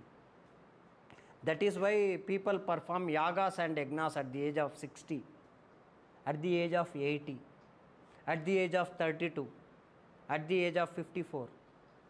So that is the thing, right? So when we talk about other aspects, right? So Agni was very important with respect to Rigvedic period, because he was acting as an intermediary between God and the person who is performing yaga or yagna. Are you getting me? He was intermediary. He was carrying the message of the person who his wishes to the gods. So that is why Agni becomes very, very important. Agni played very predominant role with respect to early Vedic period. Right? And another most important is Prajapati. Prajapati was considered as Lord of creation, Brahma. Right? Prajapati was none other than Brahma, Lord of creation. And these people, that is especially these Vedic Aryans, believed that life starts from life starts from water, right? So that is one among the thing, because they had certain thing, life starts from the womb of the mother. At the same time, life starts and ends at water. So there is an yaga called Hiranyagarbha. Hiranyagarbha. So especially with respect to Rigveda, Hiranyagarbha yaga is performed for certain things. Okay. What it in turn indicates, water is everything. Hiranyagarbha garbhastham hema bijam vivashoha ananta punya paladam. That's what this would be. People used to give tarpanas to their forefathers, ancestors. So at that time they will say this chant and they will perform their rituals. Okay, so that is the basic thing. And Hiranyagarbha yaga is done by Rajputs, even at Rajputs also, in order to produce male progeny. Right? So that is one among the thing. With respect to, I was talking about this starts from water. And the first person who was born on this earth was Vishwakarma. Right? Vishwakarma was the first person to be born on this earth. Vishwakarma was the person who in turn sets the atmosphere for people to live on earth. There are Vishwakarma sect. How many of you people have heard about Vishwakarma sect? Vishwakarma. There are people. You people might not be knowing, but still Vishwakarma is there. There are even today, Vishwakarma is a sect. People, you people might be Naidus, Reddys, whatever it might be, right? Hindus, Christian, Muslims. In that, especially with respect to Hindu sect, Vishwakarma is there. So what is their duty is is meant for construction. They are meant for construction, engineering industry. Right? In most of the, while performing or constructing bigger bridges, something like that, many things, they used to do puja for Vishwakarma. He was in charge of that. So Rigveda deals with almost all the aspects in detailed manner. Are you getting me? Right? So this is one thing. And Vayu was god of air. He was controlling the entire atmosphere. Rudra was god of storm. Right? So that he was paid, that is, he was prayed whenever there was ill health, for betterment of health, and he was prayed in order to protect people from demons. In order to protect from demons, Rudra was prayed. At the same time, people also believed that God used to give boons to the people. At the same time, gods can also be angry. They believed that gods were also angry, especially Rudra and Maruta. Right? Rudra was taking the depart. When he was angry, he used to make sure that people get suffered. Rudra is nothing but Lord Shiva himself. Shiva is known for destruction. Right or not? He is known for destruction. So that is one thing. And he was in turn prayed for protection. There are many chants even in Rudram itself to protect oneself from any sort of accidents. If you are continuously facing the problem of accident, or some people, right? At the same time, some people would be having the fear of death. Right? So all those things can be covered by, we can have quote ourselves or protect ourselves from chanting some sort of mantras. Again, for that Upadesha and many other things are there. We have to follow certain things. So that is one among the things. And when we talk about Rudra, so this was the thing. This was his department. Okay. Now we have to talk about other things such as the education. Now we are coming to education. with respect to early Vedic period. Right? When we talk about education, right, Gurukula system was followed. Sir, can I have water? Yes, sir. Water is not there. Gurukula system was the basic thing with respect to early Vedic period, right? So what is Gurukula? Right? It is a school where children, after getting done their sacred thread ceremony, they were left or they were given to the Guru, right? They were given to the Guru and they were getting teachings from Guru. So that is the basic thing with respect to Gurukula system. They were getting teachings from Guru. They has to stay there in Gurukula itself and learn almost all the subjects and move away, right? For that they have to give Guru Dakshina. For that they have to give Guru Dakshina after the completion of the course. What were the things that were taught in Gurukula? Right? What were the subjects that were taught? Right? First and foremost thing, Vedas were taught. Vedas were taught. Mathematics, right? Grammar, medicines, philosophy, everything, science, everything were taught. Especially those people who are from Kshatriya clan, archery, the art of Dhanur Vidya was taught to them. Right? So this is what about Gurukula system. And at this particular period of time, at the early Vedic period, there were many women scholars who had very important role with respect to the society. Well, right? They were performing really well in terms of administration also. Right? They have sung many hymns.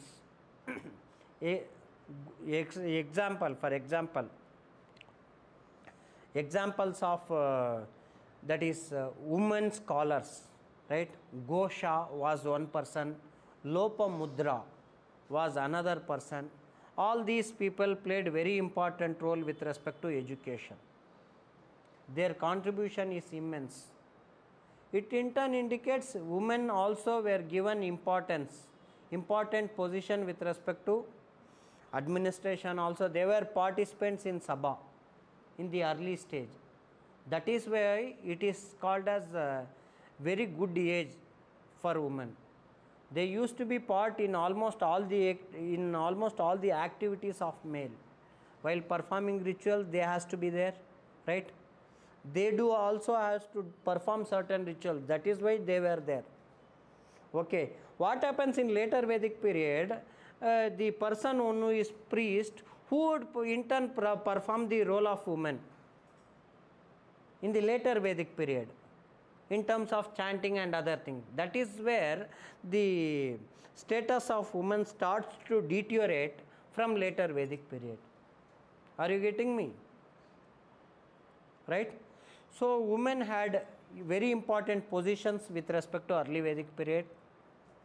So they were highly educated, and these were the subjects that were covered at that particular period of time. Right? Now we have to talk about economy. Before that, is there any doubt until now, whatever I thought? Yes, please.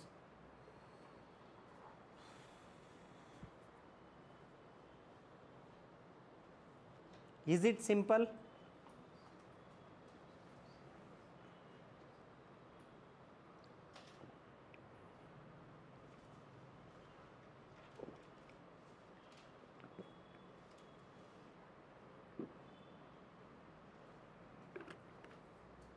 Huh?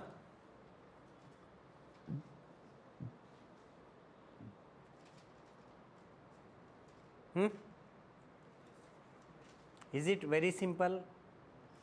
Right, please listen to the class, then study. If at all you won't listen to the class, what will happen is you will get lot of confusion while studying alone your NCERTs. Now after listening to the class, you will go and enjoy your studies with respect to NCERTs. I am sure about it. You need to have certain path, right? Someone to guide you. If people are there to simplify the topic, then it would be very easier, right? Whatever you have seen up to now is very simple. There is no such a sort of complication, right? So we have talked about society as a whole. Family was the basic unit. Father was the head of the family. He was called as Kulapa or Kulapati, right? He used to take almost all the decision with respect to the family, right? So in terms of marriage of their children, right or not, at the same time he was a decision maker as a whole. And when we talk about marriages, marriage was given utmost importance at this time. It was not meant for breaking up. So that was the thing, right? Vadu Dakshina, dowry was there, right? Vara Dakshina is different from Vadu Dakshina. There were Vadu Dakshina, right? The son-in-law has to pay money to the father-in-law. So that was the thing. And it was not hard and for a woman to get married, right? Polygamy was there at certain higher level. Monogamy was prevalent everywhere, right or not? And the child has to perform the last rite of his parents. So that is one thing, right? Then Chaturvarna system was followed. So this is how you people have to remember things, right? Child marriage was not there. The questions usually come from here. Whenever you look into the question paper, right? Whenever you can you give the book, that book you have. Whenever you look into the question paper, you would in turn understand what I teach.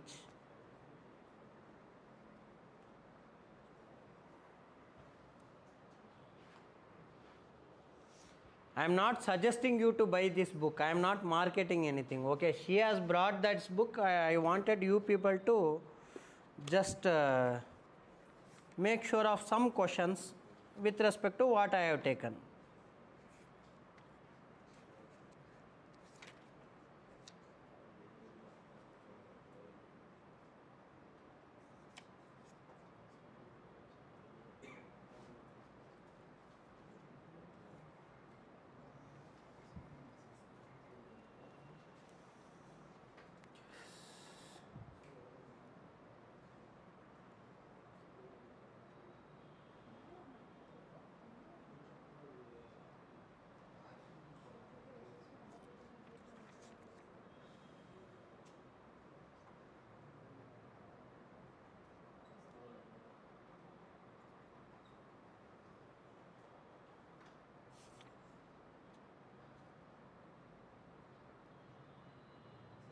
Right?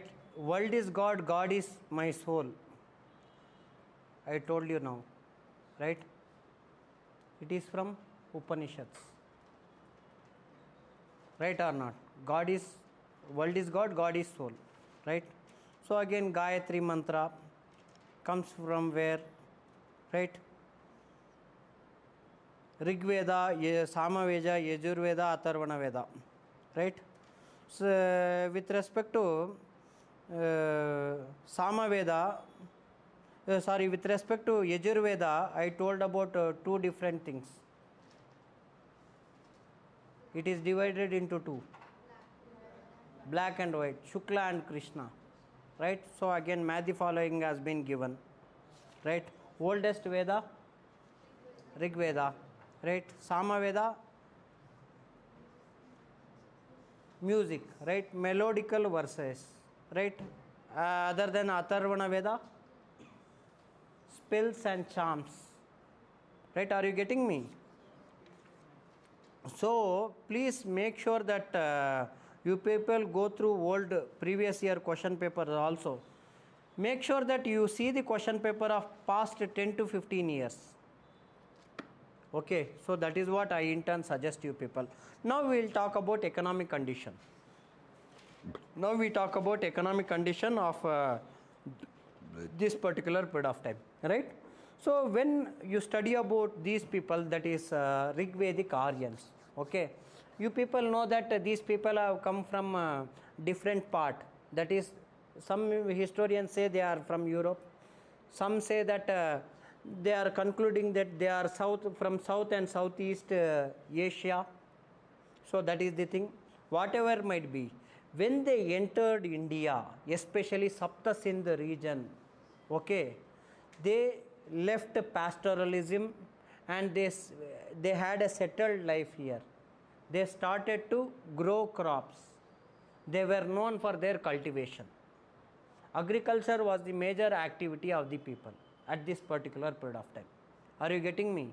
Agriculture was major activity of the people at this particular period of time.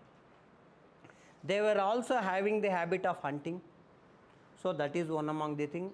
And when you talk about agriculture or performing agricultural activities, they also talked about the fertility of the land. The fertile land was called as Urvara. Please make a note of it. All these things becomes very, very important. That is Urvara. Urvara is nothing but plugged land.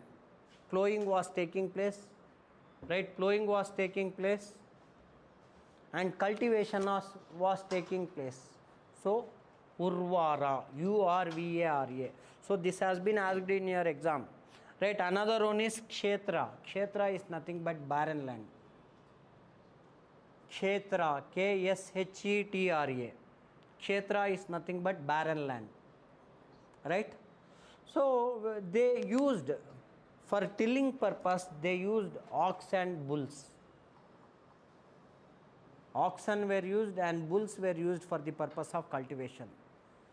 The oxen and bull were tied in such a form, it were like this.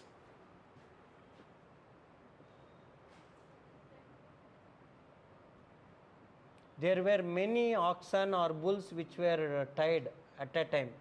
So there were many oxen such that. So in line, 2, 4, 6, 8 oxen at a time were tilling the land.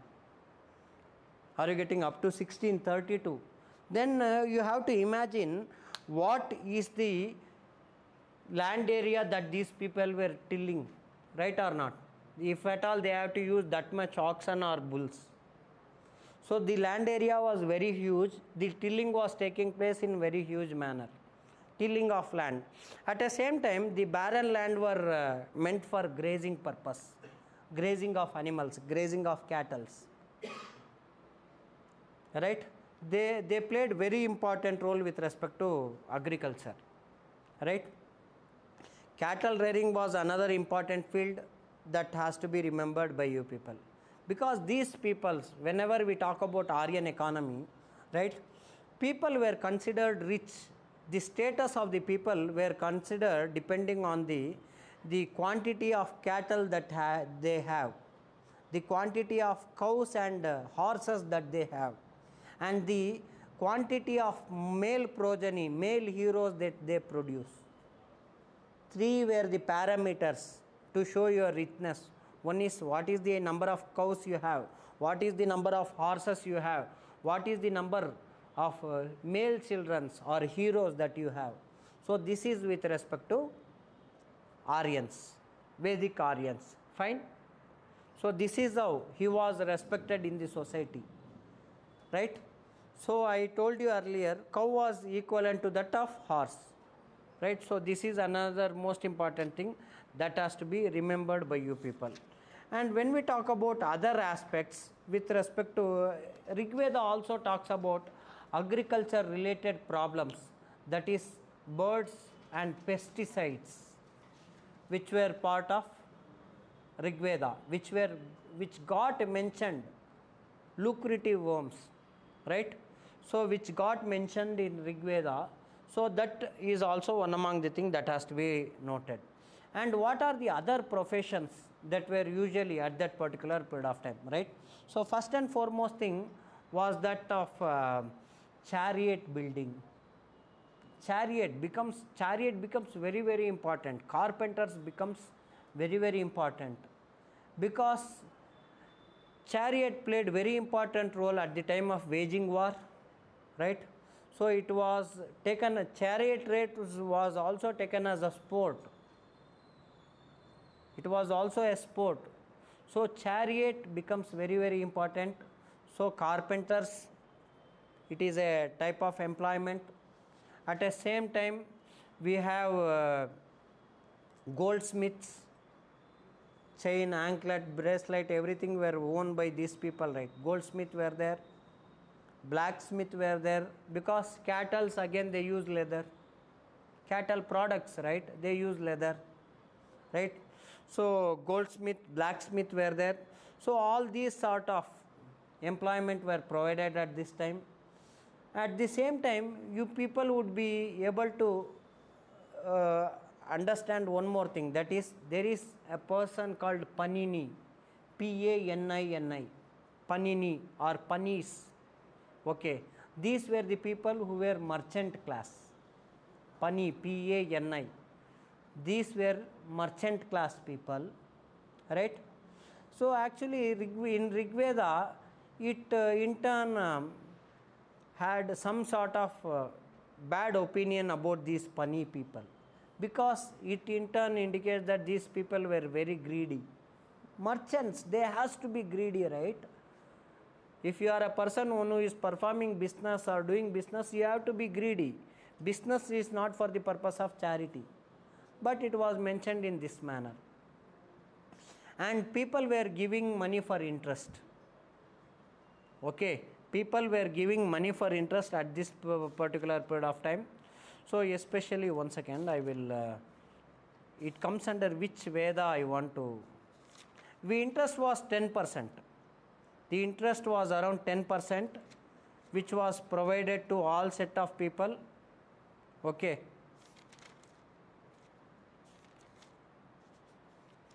One second.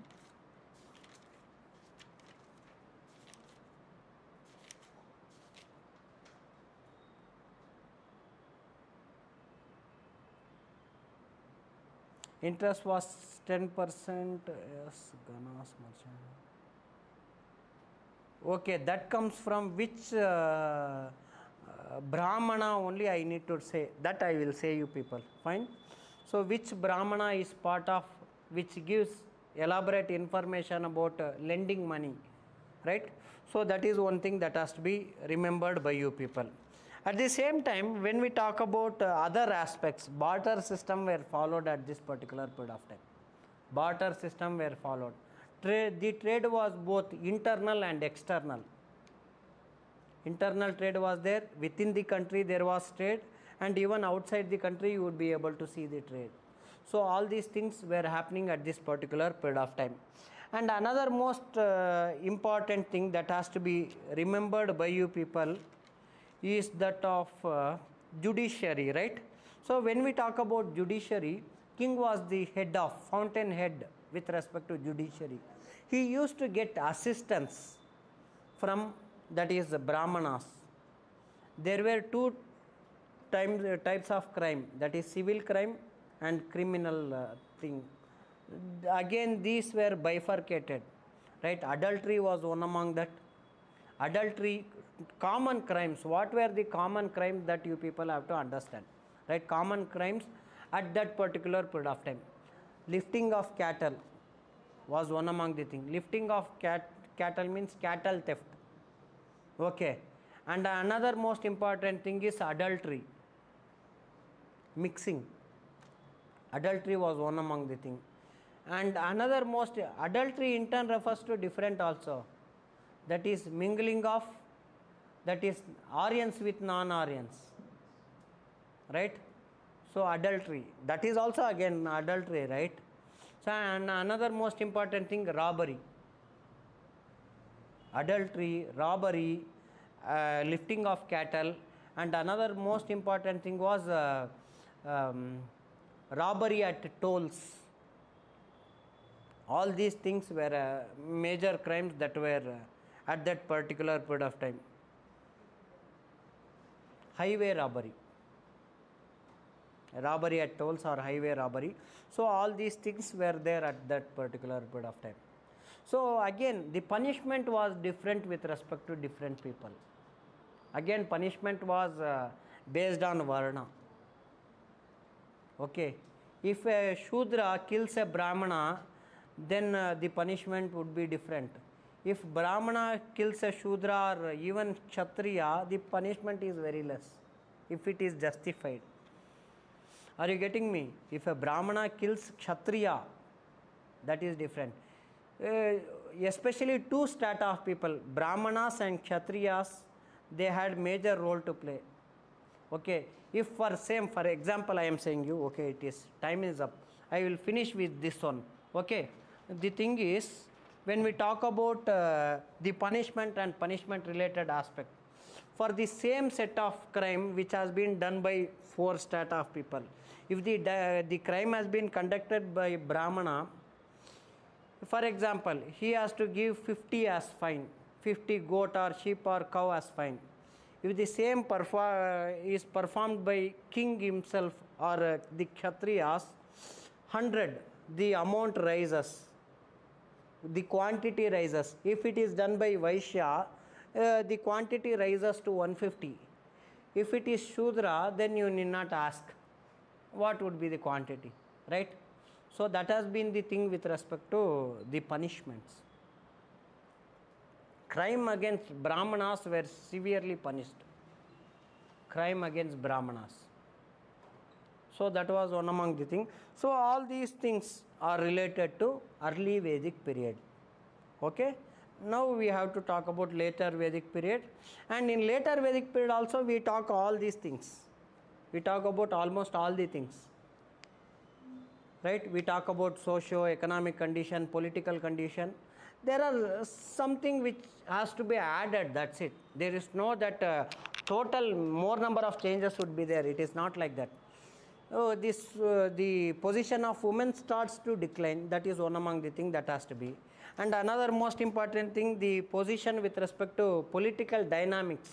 Right? We talked about Jana and Janapada. There we talk about Mahajanapadas, the beginning of kingdoms. Okay, so here the Raja was called as Raja. There the Raja would be considered as Maharaja, Ekrat, Samrat, Chakravartin. So all those positions, the position would rise. Okay, so those sort of things would be added, that's it. There would be some minuses and some addition into it, that's it. Is it very clear?